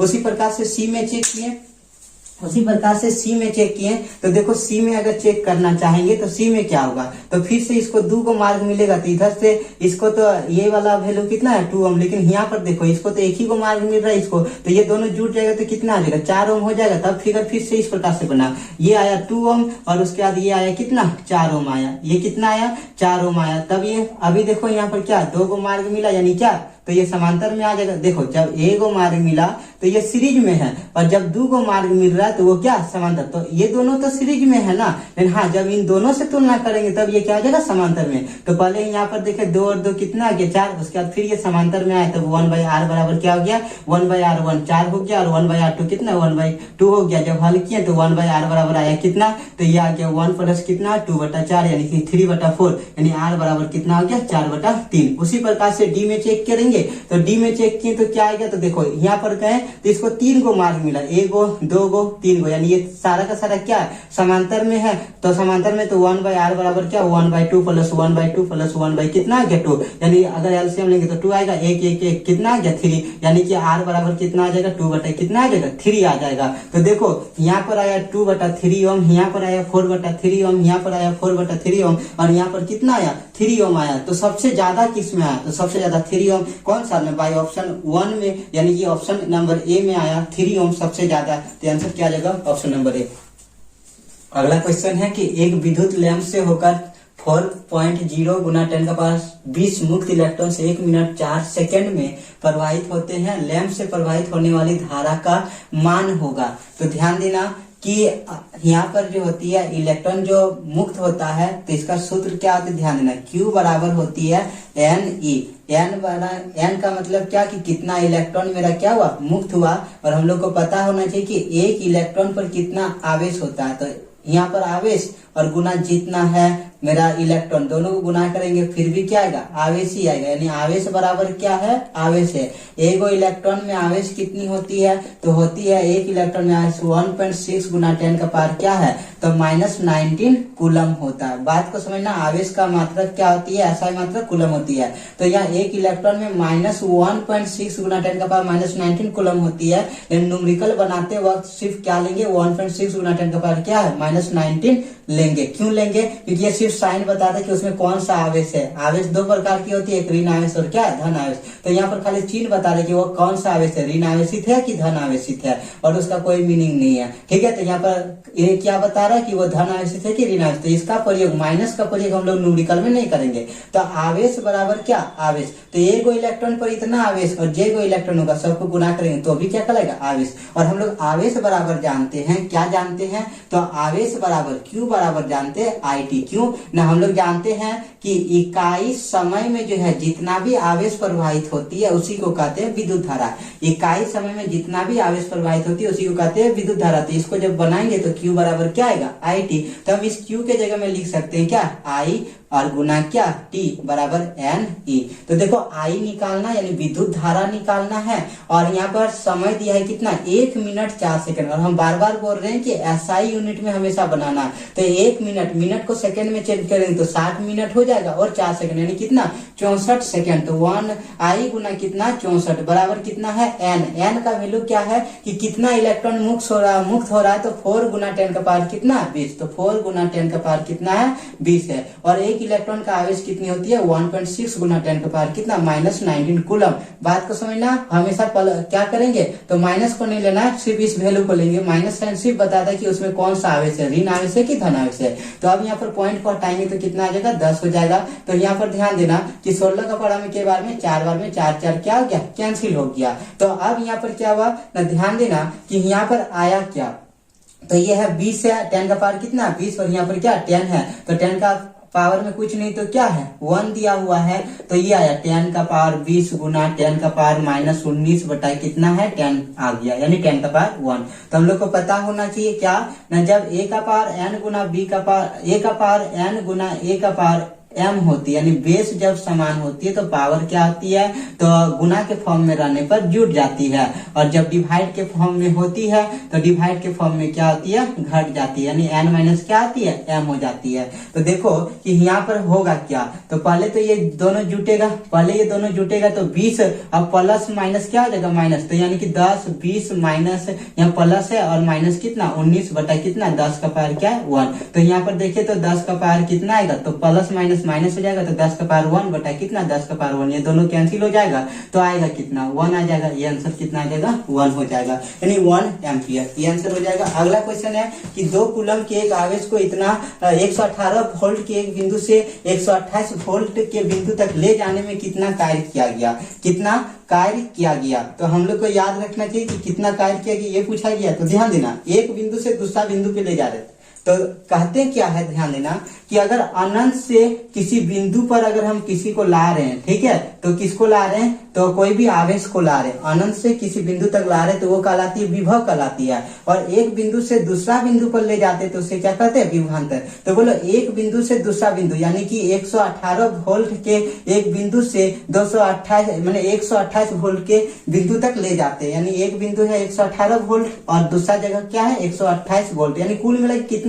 तो देखा जाए तो ये कितना लेकर गया है? तो 10 वोल्ट लेके गया है। कितना वोल्ट लेके गया? 10 वोल्ट। अब हमको निकालना क्या है? तो ध्यान देना, W बराबर होती है VQ होता है। तो V का मान कितना है? 2 कुल। V का मान कितना आया? तो 10 आया। तो V का मान कितना है? 10। और क्यू का मतलब क्या है, तो आवेश है, तो आवेश का मात्रा क्या थी, कूलम, तो कितना कूलम है, 2 कूलम, तो 2 से गुना कर दें तो आ जाएगा क्या, 20। और जानते हैं कि कायल का जो एसआई मात्रक होती है क्या होती है, जूल होती है, तो यह आंसर कितना आ जाएगा, 20 जूल। अगला क्वेश्चन है कि एक तार का प्रतिरोध 5 ओम है, उसे लंबाई में खींचकर 3 गुना कर दिया जाए तो उसका प्रतिरोध हो जाएगा। तो याद रखना यहाँ पर कि अगर हम n गुना लंबाई का दूसरा तार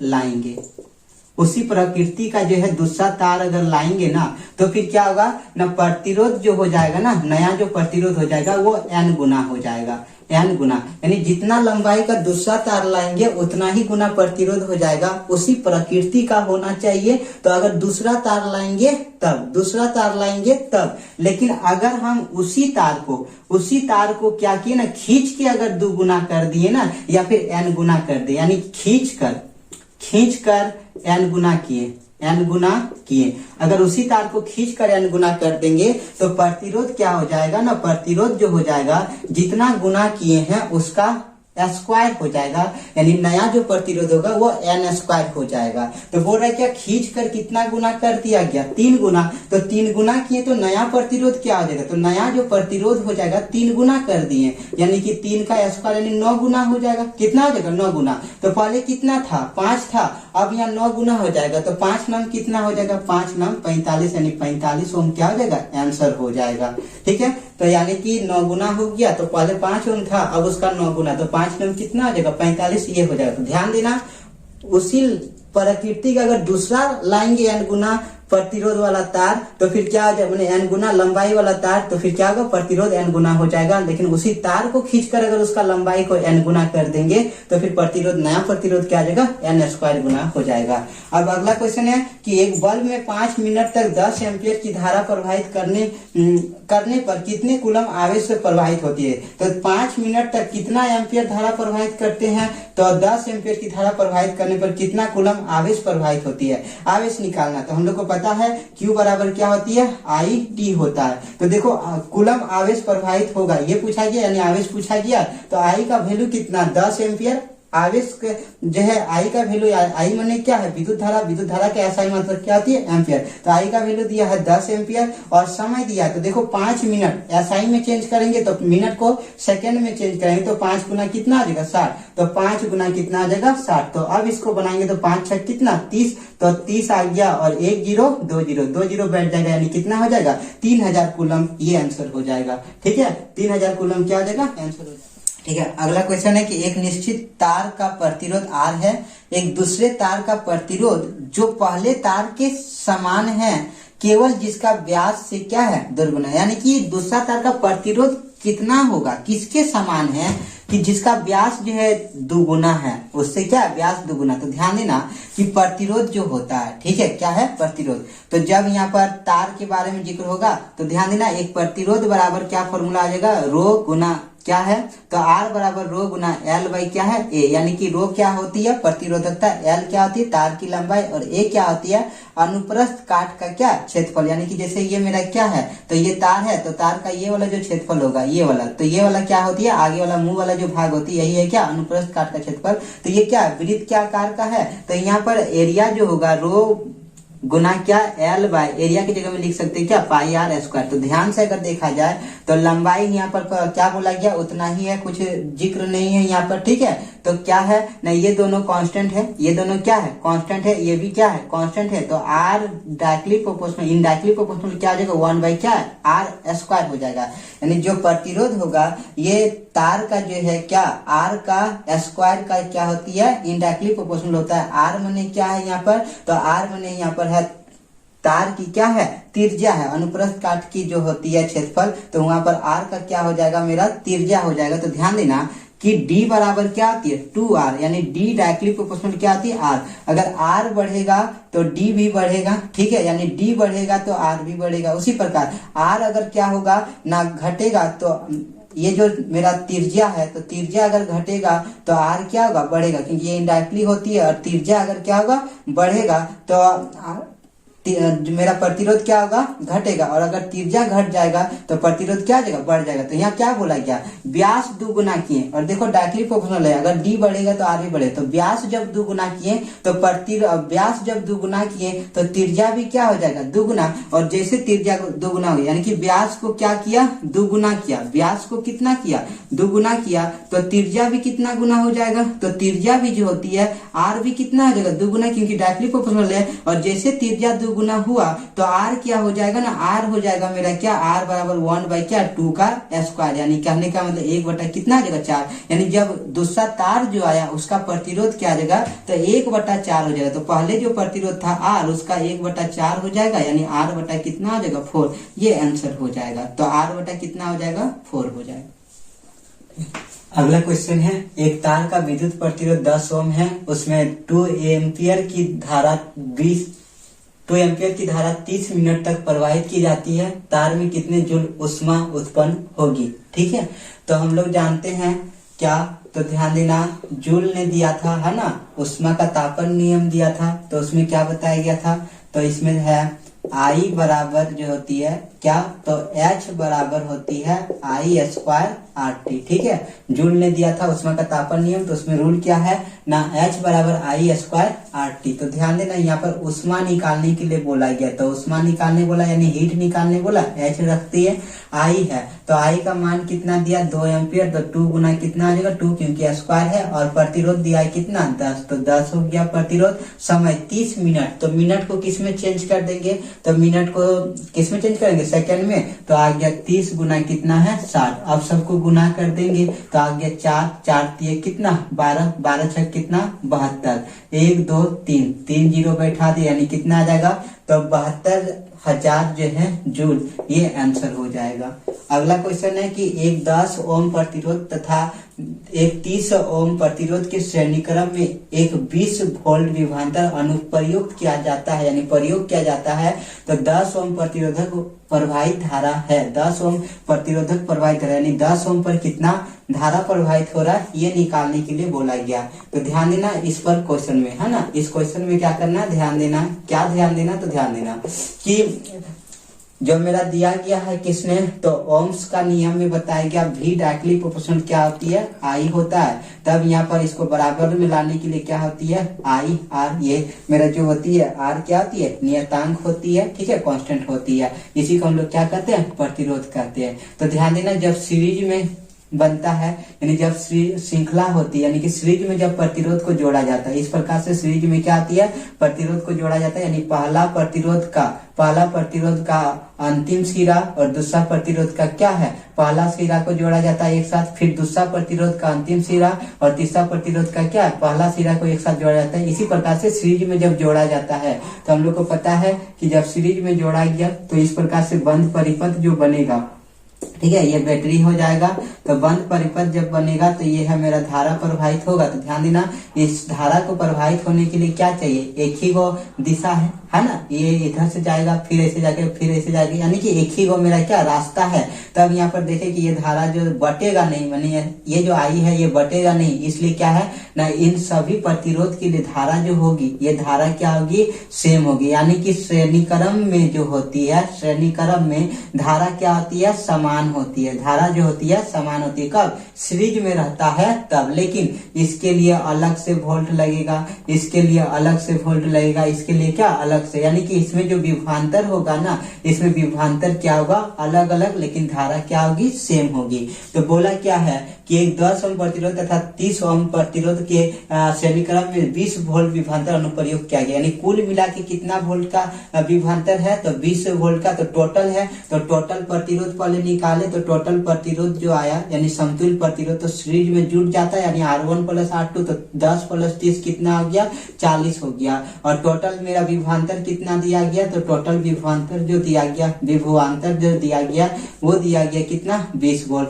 तो हम लोग को पता है V बराबर क्या होती है, IR होती है। तो V का मान 20 दिया है और I गुना R का मान कितना दिया, 40 दिया है। तो 20 का पढ़ा में के बार में, 2 बार में, तो I बराबर क्या आ जाएगा, 1/2, यानी 0.5 5 एम्पियर। और हम क्या बता रहे हैं कि सीरीज में जो होती है विद्युत धारा क्या होती है, सभी प्रतिरोध के लिए क्या होती है, समान होती है। इसलिए 10 ओम प्रतिरोध के लिए भी विद्युत धारा कितनी होगी, 0.5 एम्पियर ही होगा। यही आंसर हो जाएगा। तो ये था क्वेश्चन नंबर कितना, 32। अगला क्वेश्चन है, तो इसमें भी ध्यान देना, 3 ओम तथा 2 ओम के दो तारों के क्रमशः समांतर क्रम में जोड़ा गया। ध्यान देना, समांतर क्रम में जोड़ा गया। किसको, ना 3 ओम को जोड़ा गया है, ठीक है, और किसको है, तो 2 ओम को जोड़ा गया। तो 3 ओम और क्या है, 2 ओम को समांतर क्रम में जोड़ा गया। उसके बाद बोला गया तथा इसके बाद क्या होना, और एक है प्रतिरोध जो कि 4 ओम का है, 4 ओम का है, एक श्रेणी क्रम में जोड़ा गया। परिपथ की बैटरी लगाकर पूर्ण करने पर मुख्य धारा इतना आती है। यानी कि विद्युत धारा जो दिया गया बैटरी से जब लगाएंगे तो ये है मेरा बैटरी लगाएंगे, ये प्लस और ये क्या छोटा वाला क्या हो जाएगा, माइनस हो जाएगा। ठीक है, तो यहाँ पर क्या हो जाएगा, तो आई का वैल्यू कितना दिया है, 0.5 एम्पियर। तो बोल रहा है क्या, तो 2 ओम प्रतिरोध से प्रभावित होने वाली धारा, यानी 2 ओम से जो प्रभावित होगा इसका वैल्यू निकालना, इसका वैल्यू निकालना। तो ध्यान देना, जैसे हम इस क्वेश्चन में पढ़े कि देखो कि इसमें क्या आती है, धारा को जाने के लिए एक ही को मार्ग मिलता है, यानी कि यहाँ पर विद्युत धारा समान होती है, लेकिन सबके लिए क्या आती है, वोल्ट जो होती है ना, विभवांतर जो होती है अलग अलग होता है। लेकिन इस क्वेश्चन में क्या है ना, इस क्वेश्चन में देखो इसको जाने के लिए ये मार्ग अपनाना पड़ेगा 2 को, यानी कि यहाँ पर क्या हुआ, विद्युत धारा बढ़ गया, तो विद्युत धारा यहाँ पर क्या हो जाएगी, अलग अलग हो जाएगा। लेकिन विद्युत धारा अलग अलग हो जाएगा, लेकिन सबके लिए, इन दोनों के लिए जो है विभवांतर क्या हो जाएगा, तो सेम हो जाएगा। क्या हो जाएगा, यानी कि विभवांतर जो हो जाएगा इन दोनों के लिए क्या हो जाएगा, सेम हो जाएगा। तो ध्यान देना, हम यहाँ पर बनाएंगे तो देखो इन दोनों का अगर देखा जाए तो समतुल्य प्रतिरोध अगर निकालेंगे, इन दोनों का समतुल्य प्रतिरोध निकालेंगे तो समतुल्य प्रतिरोध क्या होगा, तो 1/r बराबर 1/3 प्लस 1 कितना 2 है। तो यहाँ पर आया 6, तो यहाँ पर कितना 2 प्लस 3 यानी कि 5 बटा कितना हो गया 6। तो r बराबर कितना हो जाएगा 6/5, यानी इतना आ गया मेरा इसका समतुल्य प्रतिरोध। ठीक है, तो कितना आ गया, समतुल्य प्रतिरोध आ गया। और ध्यान देना, यहाँ पर परिपथ की बैटरी लगाकर पूर्ण करने पर मुख्य धारा 0.5 एम्पियर आती है। तो देखो जब हम इसको बना रहे हैं तो इन दोनों का मिलाकर आया कितना, 6/5 ओम आया। तो हम इसको इस प्रकार से लिख दिए, 6/5 ओम आ गया, और इसको लिख दिए कितना, तो 4 ओम आ गया। ठीक है, और अब इस प्रकार से मेरा परिपथ बना, ये 0.5 एम्पियर है, और उसके बाद क्या, ये बैटरी लगा देंगे। ठीक है, अब इस प्रकार से, तो यहाँ पर प्लस यहाँ पर माइनस। बात को समझो, ये पहले था श्रेणी समांतर में और फिर किसमें था, सीरीज में। और अब जब इसको समतुल्य प्रतिरोध बनाए तो आया कितना, 6/5 आया। और यहीं पर ध्यान देना, 6/5 आया। अब जैसे इसको बनाए तो अलग फिगर इस प्रकार से बना, तो अब कैसा दिख रहा है, तो इसका समतुल्य प्रतिरोध निकाले। अब तो ये मेरा सीरीज में बन रहा है, और जैसे सीरीज में बन रहा है तो इसको जानने के लिए क्या, एक ही को मार्ग मिलेगा, और जब एक ही को मार्ग मिलेगा तो विद्युत धारा दोनों के लिए क्या होगा, समान होगा। तो इसके लिए भी विद्युत धारा 0.5 होगा, इसके लिए भी विद्युत धारा 0.5 होगा, यानी V बराबर क्या हो जाएगा, IR। इसके लिए अगर देखा जाए कि इसके लिए वोल्ट कितना होगा, तो V बराबर I का वैल्यू कितना, तो 0.5 हो गया, R का वैल्यू कितना, 6/5 हो गया, पॉइंट हटा दिए 10 आ गया। तो 5 कैंसिल, 2 का पड़ा में 3 बना, 2 का पड़ा में कितना, तो 3 बार 2 का पड़ा में नहीं काटेंगे, तो यहाँ पर 0.5 है, और डिवाइड कितना, तो ध्यान देना 0.5 है और गुना कितना, तो 6/5 है, तो पॉइंट हटाए तो 10 आ गया, तो 5 कैंसिल, तो ये आया 6/10, यानी 0.6 वोल्ट। यानी कि इस प्रतिरोध के लिए कितना आया, 0.6 वोल्ट आया। बात समझ में आ गया, इस प्रतिरोध के लिए आया 0.6 वोल्ट आया। तो हमको बोला क्या कि 2 ओम के लिए कितना वोल्ट लगेगा। तो बात को समझो, ये जो 6.5 वोल्ट आया, इनके लिए टोटल प्रतिरोध कितना है, 0.6। और ये जो आया है 6/5, ये किससे आया, 3 और 2 से। तो इन दोनों का मिलाकर वोल्ट कितना आया, 0.6 वोल्ट आया। अब ये प्रतिरोध और ये प्रतिरोध दोनों क्या समांतर, तो इन दोनों के लिए तो वोल्ट क्या होता, समान ही लगता, एक ही समान लगता, क्योंकि ये दोनों क्या था, समांतर में था। इसलिए 2 ओम के लिए भी 0.6 वोल्ट लगेगा, और 3 ओम के लिए भी क्या है, 6 वोल्ट, यानी 2 ओम के लिए भी 0.6 वोल्ट आएगा, और 3 ओम के लिए भी 0.6 वोल्ट, क्योंकि इन दोनों का कुल मिला के प्रतिरोध आया था इतना, और इसमें क्या हुआ ना, यहाँ पर वोल्ट आया 0.6, तो दोनों के लिए जो होती है 0 आ जाएगा 6 वोल्ट। तब यहाँ पर 2 ओम में जो होती है क्या निकालने के लिए बोला, विद्युत धारा निकालने के लिए बोला। तो फिर से V बराबर क्या है, IR। तो दोनों के लिए चूंकि वोल्ट कितना लगेगा, 0.6 ही लगेगा, और I निकालना, R दिया गया 2, अब 2 से भाग दे देंगे तो I का मान निकल जाएगा 0.3 एम्पियर। ये आंसर हो जाएगा। ठीक है, 0.3 एम्पियर। अगला क्वेश्चन है, यदि 15 ग्राम पानी में 60 कैलोरी उष्मा दी जाए तो उसके ताप में वृद्धि होगी। तो इस क्वेश्चन को बनाएंगे कैसे ना, ध्यान देना कि उष्मा के बारे में पूछ रहा है तो यहाँ ध्यान देना Q बराबर क्या होती है ms डेल T। तो S का मतलब क्या होती है, S का मतलब होती है विशिष्ट उष्मा, S का मतलब क्या होती है विशिष्ट उष्मा होती है, ठीक है। और उसके बाद डेल T जो है ये मेरा क्या है ना ताप में परिवर्तन है, ताप में क्या है परिवर्तन, यानी वृद्धि बोलो कमी बोलो या क्या है परिवर्तन है। तो यहाँ पर किसके बारे में जिक्र है, पानी के बारे में। तो पानी का जो विशिष्ट उष्मा होती है, पानी का क्या होती है विशिष्ट उष्मा, विशिष्ट उष्मा जो होती है पानी का वो होती है क्या ना 1 ग्राम पर 1 कैलोरी प्रति ग्राम प्रति डिग्री सेंटीग्रेड होता है, किसका ना विशिष्ट उष्मा जो होती है पानी का। तो यहाँ पर जब इसका वैल्यू पुट करेंगे तो ms डेल T, तो ध्यान देना Q बराबर कितना दिया गया है, तो Q बराबर 60 दिया गया है, m का मान दिया गया 15। ध्यान देना इसको केजी में चेंज नहीं करेंगे, क्यों नहीं किए, क्योंकि देखो इसका जो एसआई मात्रक यहाँ पर जो लिखे हैं ये लिखे क्या, तो ये एसआई मात्रक नहीं है बल्कि सीजीएस मात्रक है। तो किसमें है, तो ग्राम में है, किसमें ग्राम में, तो ग्राम में ही रहने दिए, ठीक है। किसमें, तो ध्यान देना ये सब सारा का सारा सीजीएस मात्रक है, इसलिए किसमें लिख दिए, तो सीजीएस मात्रक में ही लिखे, यूनिट सेम है ना क्योंकि सब सीजीएस मात्रक में है। तो 15 है, अब उसके बाद क्या किए ना ग्राम रहने दिए गुना, तो S का वैल्यू कितना हो जाएगा, तो पानी का विशिष्ट उष्मा हो जाएगा, विशिष्ट उष्मा हो जाएगा 1 कैलोरी प्रति ग्राम प्रति डिग्री सेंटीग्रेड। अब ताप में अंतर यही हमको निकालना था, तो 15 का पढ़ा के बार में 4 बार में, यानी कि डेल T का मान निकल जाएगा 4 क्या हो जाएगा, तो 4 डिग्री सेंटीग्रेड, ये आंसर हो जाएगा, ठीक है। अगला क्वेश्चन है कि ऑक्सीजन -183 डिग्री सेंटीग्रेड पर उबलता है, यानी ऑक्सीजन कब उबलता है -183 डिग्री सेंटीग्रेड पर उबलता है, उसका फ़ारेनहाइट में पैमाने पर क्या मान होगा, तो इसका रूल याद होना चाहिए, ठीक है। तो क्या होता है, तो ध्यान देना संबंध क्या होती है, तो सेंटीग्रेड में, ठीक है, सेंटीग्रेड में, फ़ारेनहाइट में और केल्विन में जो संबंध होती है C-0 बाई कितना 100 बराबर क्या होती है F-32 बटा कितना, तो होती है मेरा 180 बराबर क्या होती है K-273 बटा कितना होती है 100 होती है। जब इसको छोटा करेंगे तो देखो 20 का पढ़ा में 5 बार में, 20 का पढ़ा में कितना बार, 9 बार में, 20 का पढ़ा में कितना बार में, तो 20 का पढ़ा में जो आ जाएगा मेरा तो 5 बार में। तो हम इसको लिख सकते हैं इस प्रकार से, तो हम क्या लिखे ना, देखो C-0 0 लिखो नहीं लिखो, बात बराबर C/5 बराबर क्या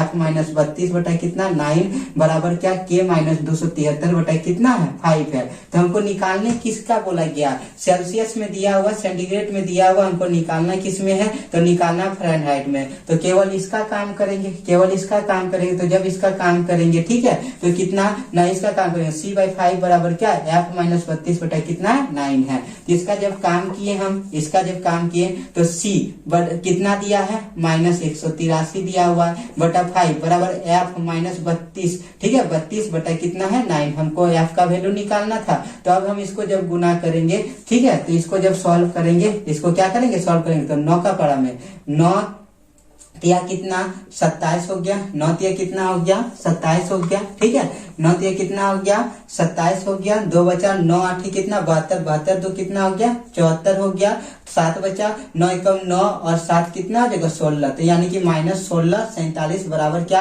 तो 5F माइनस कितना हो जाएगा, तो 5 दूना 10 5 तिया 15 कितना आ जाएगा 16। तब यहाँ पर क्या आया ना 5F बराबर क्या, इसको जब आएगा ये माइनस में, इस साइड आएगा तो प्लस में, तो माइनस प्लस क्या आ जाएगा घटेगा, तो यहाँ पर 7 आ गया 14 में 6 गया, ठीक है, 8 हो जाएगा, यहाँ बचा 5 में 1 गया कितना हो जाएगा 4, उसके बाद क्या है 1 है, यहाँ पर माइनस। अब इसको क्या करेंगे ना 5 से भाग देंगे तो F का वैल्यू निकल जाएगा, तो भाग देंगे 5 का फॉर्म 5 दूना 10, उसके बाद माइनस में आएगा 5 दूना कितना हो गया 10 हो गया, 5 9 कितना 45 हो गया, तो कितना बचा 5 9 45, तो 3 बचा 5 7 कितना आ गया 35 हो गया, कितना बचा 2 बचा 5 4 कितना 20, यानी आएगा -297 कितना है 4 और फ़ारेनहाइट आ जाएगा। तो फ़ारेनहाइट में पूछा गया था, आंसर कितना होगा -297 कितना 4 फ़ारेनहाइट। अब अगला क्वेश्चन है कि यदि एक क्षण चुंबक को, ठीक है, लंबाई में 4 भागों में बांटा जाए तब ध्रुवों की कुल संख्या क्या होगी। तो ध्यान देना कोई भी क्षण चुंबक है, इसको जब हम 2 भागों में बांटते हैं ना, 2 भागों में बांटते हैं, तो यहाँ पर जानते हैं कि चुंबक में 2 गो ध्रुव होती है, क्या होती है नॉर्थ होती है और क्या होती है साउथ होती है। जैसे इसको टुकड़ा करेंगे तो जैसे ये टुकड़ा होगा तो ये क्या होगा ना, ये अलग एगो क्या बन जाएगा, तो अलग मेरा जैसे ये 2 भागों में बटा तो तो ये भी एक चुंबक कहलाएगा, ये भी क्या चुंबक, यानी इसमें अलग एगो चुंबक का गुण आ जाएगा, यानी ये भी चुंबक ही कहलाएगा, ये भी चुंबक, यानी कि इसमें अलग एक क्या होगा पोल अपने आप उत्पन्न हो जाएगा। तो यहाँ पर क्या जितना भाग में बटेंगे वो अलग अलग चुंबक कहलाते जाएगा, यानी ये एन हो गया और ये क्या हो गया एस, ये अपने उत्पन्न हो जाएगा। अगर एन है तो एस उत्पन्न होगा, और यहाँ पर क्या है एस है तो क्या उत्पन्न हो जाएगा एन, यानी जितना भाग करेंगे, ठीक है, तो जितना भाग करेंगे प्रत्येक में क्या होगा ना दो को मेरा क्या होगा पोल होगा। तो यहाँ पर 4 भाग किए और प्रत्येक भाग में दो को पोल होगा, तो 4 तो कितना 8, यानी कुल मिला के कितना ध्रुव हो जाएगा, पोल का मतलब क्या ध्रुव, तो क्या ध्रुव हो जाएगा 8 ध्रुव हो जाएगा। जितना भाग में बटेंगे उसमें दो को क्या होगा, तो हमेशा दो को क्या होने वाला है, तो दो को मेरा ध्रुव होने वाला है। एकल ध्रुव का कभी भी मेरा क्या होती है चुंबक नहीं होता, उसका कोई अस्तित्व नहीं होता। अगला क्वेश्चन है कि 32 सेंटीमीटर वक्रता त्रिज्या वाले अवतल दर्पण के अक्ष पर रखी वस्तु का वास्तविक प्रतिबिंब वस्तु से 4 गुना बड़े आकार का बनता है, तो दर्पण से वस्तु की दूरी क्या। तो ध्यान देना, इसके लिए चिन्ह प्रॉपर्टी होना आवश्यक है, उसका जानकारी होना आवश्यक है, ठीक है, चिन्ह प्रॉपर्टी का। तो कभी भी हम लोग दर्पण लेते हैं, कभी भी क्या लेते हैं दर्पण लेते हैं, चाहे वो उत्तल दर्पण हो चाहे अवतल दर्पण हो, ठीक है। तो दर्पण लेते हैं, तो जैसे हम यहाँ पर क्या है, ये मेरा अवतल दर्पण है। अब यहाँ पर ध्यान देना, इसका जो बीचों बीच वाला भाग है ना, तो ये क्या कहलाता है, तो ये कहलाता है पोल। तो अगर हम क्या करें ना पोल की तरफ, यानी इस प्रकार से हम लाइट को क्या कर रहे हैं प्रवाहित कर रहे हैं, तो अगर पोल की तरफ जा रहा है यानी इस प्रकार से जा रहा है तो ये दूरी क्या होगा हमेशा पॉजिटिव होगा, ठीक है। यानी पोल की ओर जा रहा है तो ये क्या हो जाएगा पॉजिटिव, यानी पोल की ओर दूरी जो होती है वो क्या होती है पॉजिटिव, और पोल से विपरीत जो होती है वो क्या होती है, यानी जिधर प्रकाश भेज रहे हैं ना, तो पोल की ओर भेज रहे हैं, तो पोल से विपरीत अगर कोई दूरी माप रहे हैं, यानी इधर दूरी कोई माप रहे हैं तो वो नेगेटिव होगा, पोल से विपरीत कोई दूरी माप रहे, इस साइड अगर मापेंगे तो वो नेगेटिव होगा, और इस साइड मापेंगे तो क्या आ जाएगा पॉजिटिव हो जाएगा। तो इसका चिन्ह प्रॉपर्टी को अलग से बता देंगे, उसको ध्यान दे देना। लेकिन अभी ध्यान देना कि छोटा वीडियो बड़ा वीडियो हो जा रहा है, इसलिए क्या करना है इसको बाद में बता देंगे चिन्ह प्रॉपर्टी को, अभी फिलहाल ध्यान देना इस क्वेश्चन पर। 32 सेंटीमीटर वक्रता त्रिज्या वाले अवतल दर्पण के अक्ष पर रखी वस्तु का वास्तविक प्रतिबिंब वस्तु से 4 गुना बड़े आकार का बनता है, दर्पण से वस्तु की दूरी होगी। तो ध्यान देना क्या बोला कि वास्तविक प्रतिबिंब वस्तु से 4 गुना बड़े आकार का बनता है। तो इसमें रूल क्या होता है आवर्धन का, ध्यान देना आवर्धन m बराबर जो होती है, ठीक है, तो क्या होता है ना h डैश बाई क्या होती है h होती है, यानी कहने का मतलब क्या है, तो h डैश बाई h यानी ये प्रतिबिंब की ऊंचाई बटा क्या वस्तु की ऊंचाई, प्रतिबिंब की ऊंचाई, प्रतिबिंब की ऊंचाई बटा क्या है वस्तु की ऊंचाई, वस्तु की ऊंचाई। और अगर बोले गोलीय दर्पण की बात करें तो गोलीय दर्पण में आवर्धन बराबर होती है माइनस भी बाई क्या होती है यू होती है, गोलीय दर्पण में आवर्धन बराबर क्या होती है माइनस भी बाई क्या होती है यू। तो हम इसको ऐसे लिख सकते हैं एच डैश बाई क्या है एच बराबर माइनस भी बाई क्या लिख सकते हैं यू लिख सकते हैं, ठीक है। माइनस से क्या तो एच डैश बाई क्या है एच बराबर माइनस भी बाई क्या है यू लिख सकते हैं। तो यहाँ पर क्या बोला गया कि वास्तविक प्रतिबिंब जो है वस्तु से 4 गुना बड़े आकार का बनता है, यानी कि जो वास्तविक प्रतिबिंब, ध्यान देना अवतल दर्पण में कैसा प्रतिबिंब बन रहा है वास्तविक प्रतिबिंब बन रहा है, यानी प्रतिबिंब बन रहा है वस्तु से कितना गुना बड़ा बन रहा है, यानी आवर्धित का मतलब ही होता है क्या बड़ा बनना। तो यहाँ पर कितना गुना बड़ा बन रहा है 4 गुना। तो हम इसको लिखेंगे कि देखो पहले अगर h का वैल्यू कितना है 1, तो इसका प्रतिबिंब कितना बन रहा है इसका 4 गुना यानी 4 हो गया बराबर माइनस भी बाई क्या है यू हो गया। तो हम यहाँ पर क्या कर सकते हैं ना, देखो कि हम यहाँ पर जैसे भी है तो ये भी है भी, तो भी यहाँ पर माइनस भी हो जाएगा, गुना होगा तो 4u हो जाएगा। अब ये माइनस वाला इस साइड आ जाएगा तो भी बराबर लिख सकते हैं कितना माइनस 4u, क्या लिख सकते हैं माइनस 4u लिख सकते हैं, ठीक है, माइनस 4u लिख सकते हैं, कितना लिख सकते हैं माइनस 4u लिख सकते हैं, माइनस 4u लिख सकते हैं। तो अब हम लोग जानते हैं क्या जानते हैं ना, ध्यान देना क्या है, तो यहाँ दर्पण दिया तो दर्पण सूत्र क्या होती है 1/f बराबर 1/v और प्लस 1/ क्या होती है u होता है, ये दर्पण सूत्र। और याद रखना कि चाहे वो उत्तल दर्पण हो अवतल दर्पण हो उत्तल लेंस हो अवतल लेंस हो, यू हमेशा क्या होती है नेगेटिव होता है, यू हमेशा क्या होती है नेगेटिव होता है। अब यहाँ पर दिया है क्या ना वक्रता त्रिज्या दिया हुआ है कितना 32 सेंटीमीटर दिया हुआ, वक्रता त्रिज्या कितना दिया है 32 सेंटीमीटर दिया हुआ, कितना दिया 32 सेंटीमीटर दिया हुआ है। तो ध्यान देना वक्रता त्रिज्या, तो अवतल दर्पण की जो वक्रता त्रिज्या दिया R बराबर कितना दिया है, 32 सेंटीमीटर दिया है।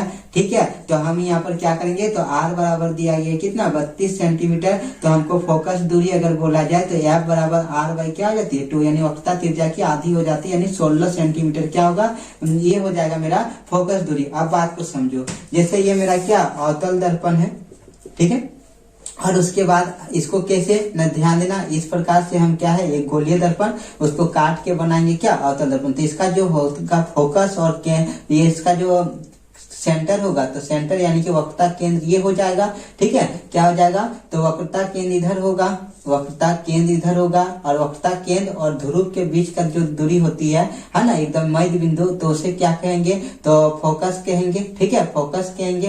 तो अब बात को समझो कि पोल से यानी कि ध्रुव से वक्रता केंद्र के बीच की दूरी को हम लोग क्या कहते हैं, तो R कहते हैं, यानी कि वक्रता त्रिज्या कहते हैं। और पोल से फोकस के बीच की दूरी को, पोल से क्या है, फोकस के बीच की दूरी को क्या कहते हैं, तो फोकस दूरी कहते हैं, यानी क्या, F कहते हैं। तो ध्यान देना, इस पोल से हम फोकस दूरी को इधर माप रहे हैं। ठीक है, पोल से हम वक्रता त्रिज्या को इधर माप रहे हैं, यानी इस साइड जब मापेंगे तो क्या होगा ना, इस साइड जब मापेंगे पोल से इस साइड तो वो नेगेटिव होगा, और इधर मापेंगे तो क्या होगा, पॉजिटिव। उसी प्रकार ऊपर तरफ मापेंगे तो वो पॉजिटिव होगा, और नीचे तरफ मापेंगे तो क्या आ जाएगा, नेगेटिव। यानी कि यहाँ पर वो अवतल दर्पण का जो होती है, क्या होती है, अवतल दर्पण का वक्रता त्रिज्या भी नेगेटिव होती है, और मेरा फोकस दूरी भी क्या आती है, नेगेटिव। यानी कि F बराबर कितना आ गया, -16 आ गया, कितना आ गया, -16। तो यहाँ पर कितना, तो 1 बाय -16 बराबर 1 बाय v के जगह में क्या लिखेंगे, -4u।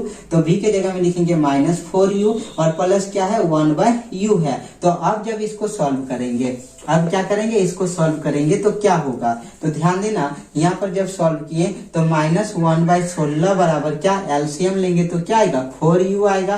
ध्यान देना, ऊपर में प्लस है, नीचे में माइनस है, तो इसको हम ऊपर में लिख सकते हैं, तो माइनस कितना, 1। अब बात को समझो, 4u एलसीएम आएगा, 4u से 4u कैंसिल, तो 1 आएगा, 1 गुना 1 कितना आएगा, 1 ही आएगा। अब u से काटेंगे 4u को, तो u कैंसिल हो जाएगा, आएगा क्या, 4। तो 4 गुना 1 कितना आ जाएगा, 4 हो जाएगा। तो ये आ गया कितना, तो 3 बटा कितना, 4u। अब 4 से काटेंगे तो 4 4 कितना, 16। तो ये आ गया -u बराबर कितना, तो 12 आ गया। तो u बराबर कितना आ गया, -12। अब ध्यान देना कि -12 सेंटीमीटर क्या होगा, आंसर होना चाहिए। लेकिन दूरी कभी भी क्या होती है, नेगेटिव नहीं होता। अगर ये साइन देता तो माइनस लेते हैं आंसर, लेकिन यहाँ पर साइन दिया हुआ नहीं है। तो ये क्या बता रहा है, तो ये वस्तु जो है किधर, इधर से इस साइड रख रहे हैं, इसलिए मेरा वस्तु की दूरी जो होती है हमेशा क्या होती है, तो नेगेटिव में ही आती है। ठीक है, लेकिन दूरी तो नेगेटिव होता नहीं है, इसलिए आंसर कितना आ जाएगा, 12 सेंटीमीटर। इसका आंसर हो जाएगा 12 सेंटीमीटर। अगला क्वेश्चन है कि 15 सेंटीमीटर फोकसांतर, फोकसांतर माने क्या, फोकस है, तो उत्तल लेंस में कितनी दूरी पर किसी वस्तु को रखा जाए कि उसका 3 गुना आवर्धित प्रतिबिंब बने।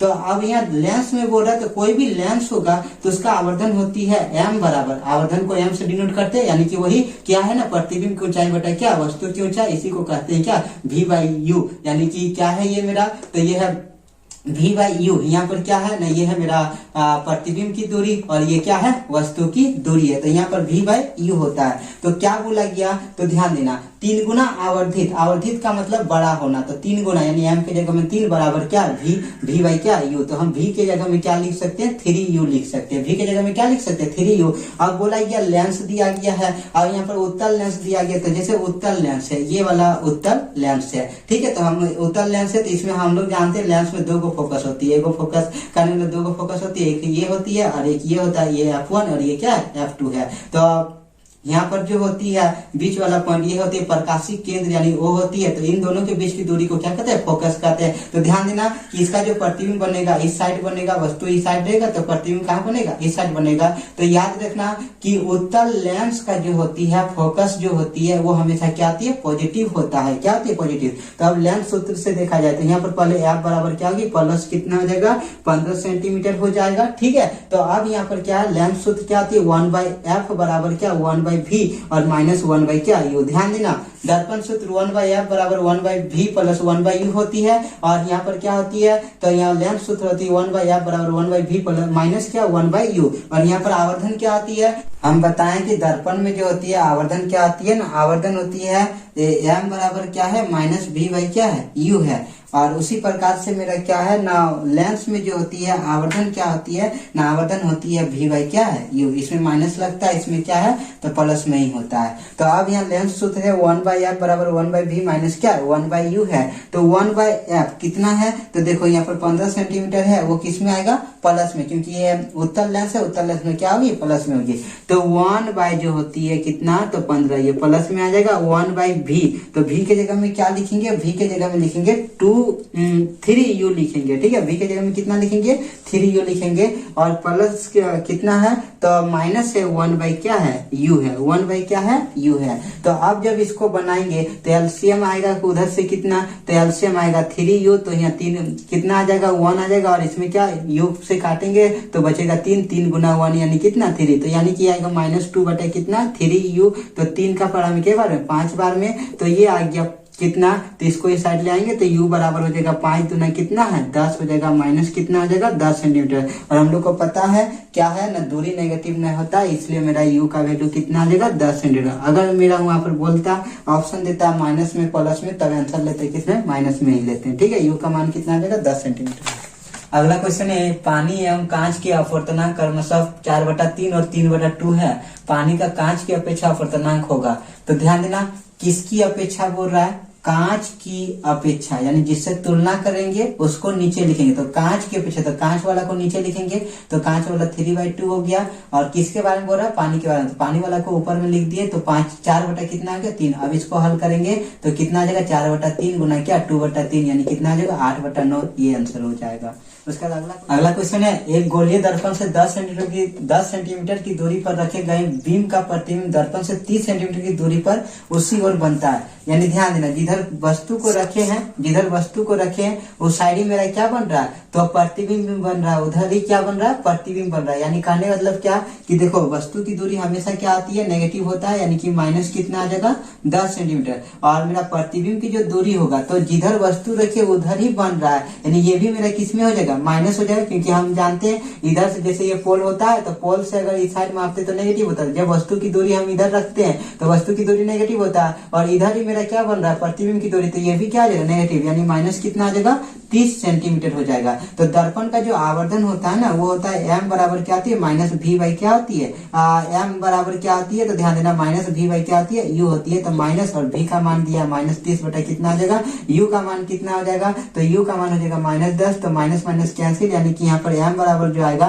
तो भाग देंगे तो कितना आ जाएगा -3 आ जाएगा। तो -3 ऑप्शन में है नहीं, तो m का वैल्यू कितना आएगा -3। ये बताता है कि ये मेरा -3 बताता है कि ये काल्पनिक प्रतिबिंब बन रहा है कि वास्तविक प्रतिबिंब बन रहा है, काल्पनिक बन रहा है कि वास्तविक बन रहा है, ठीक है। और इसका मतलब और कुछ नहीं कि माइनस चिन्ह बताता है कि वो वस्तु काल्पनिक बन रहा है कि वास्तविक बन रहा है। तो इसलिए m का वैल्यू कितना आ जाएगा 3 हो जाएगा, आंसर हो जाएगा कितना 3 हो जाएगा। और चूंकि ये एक अनुपात है, ठीक है, रेशियो है, इसलिए इसका कोई मात्रक नहीं होता है।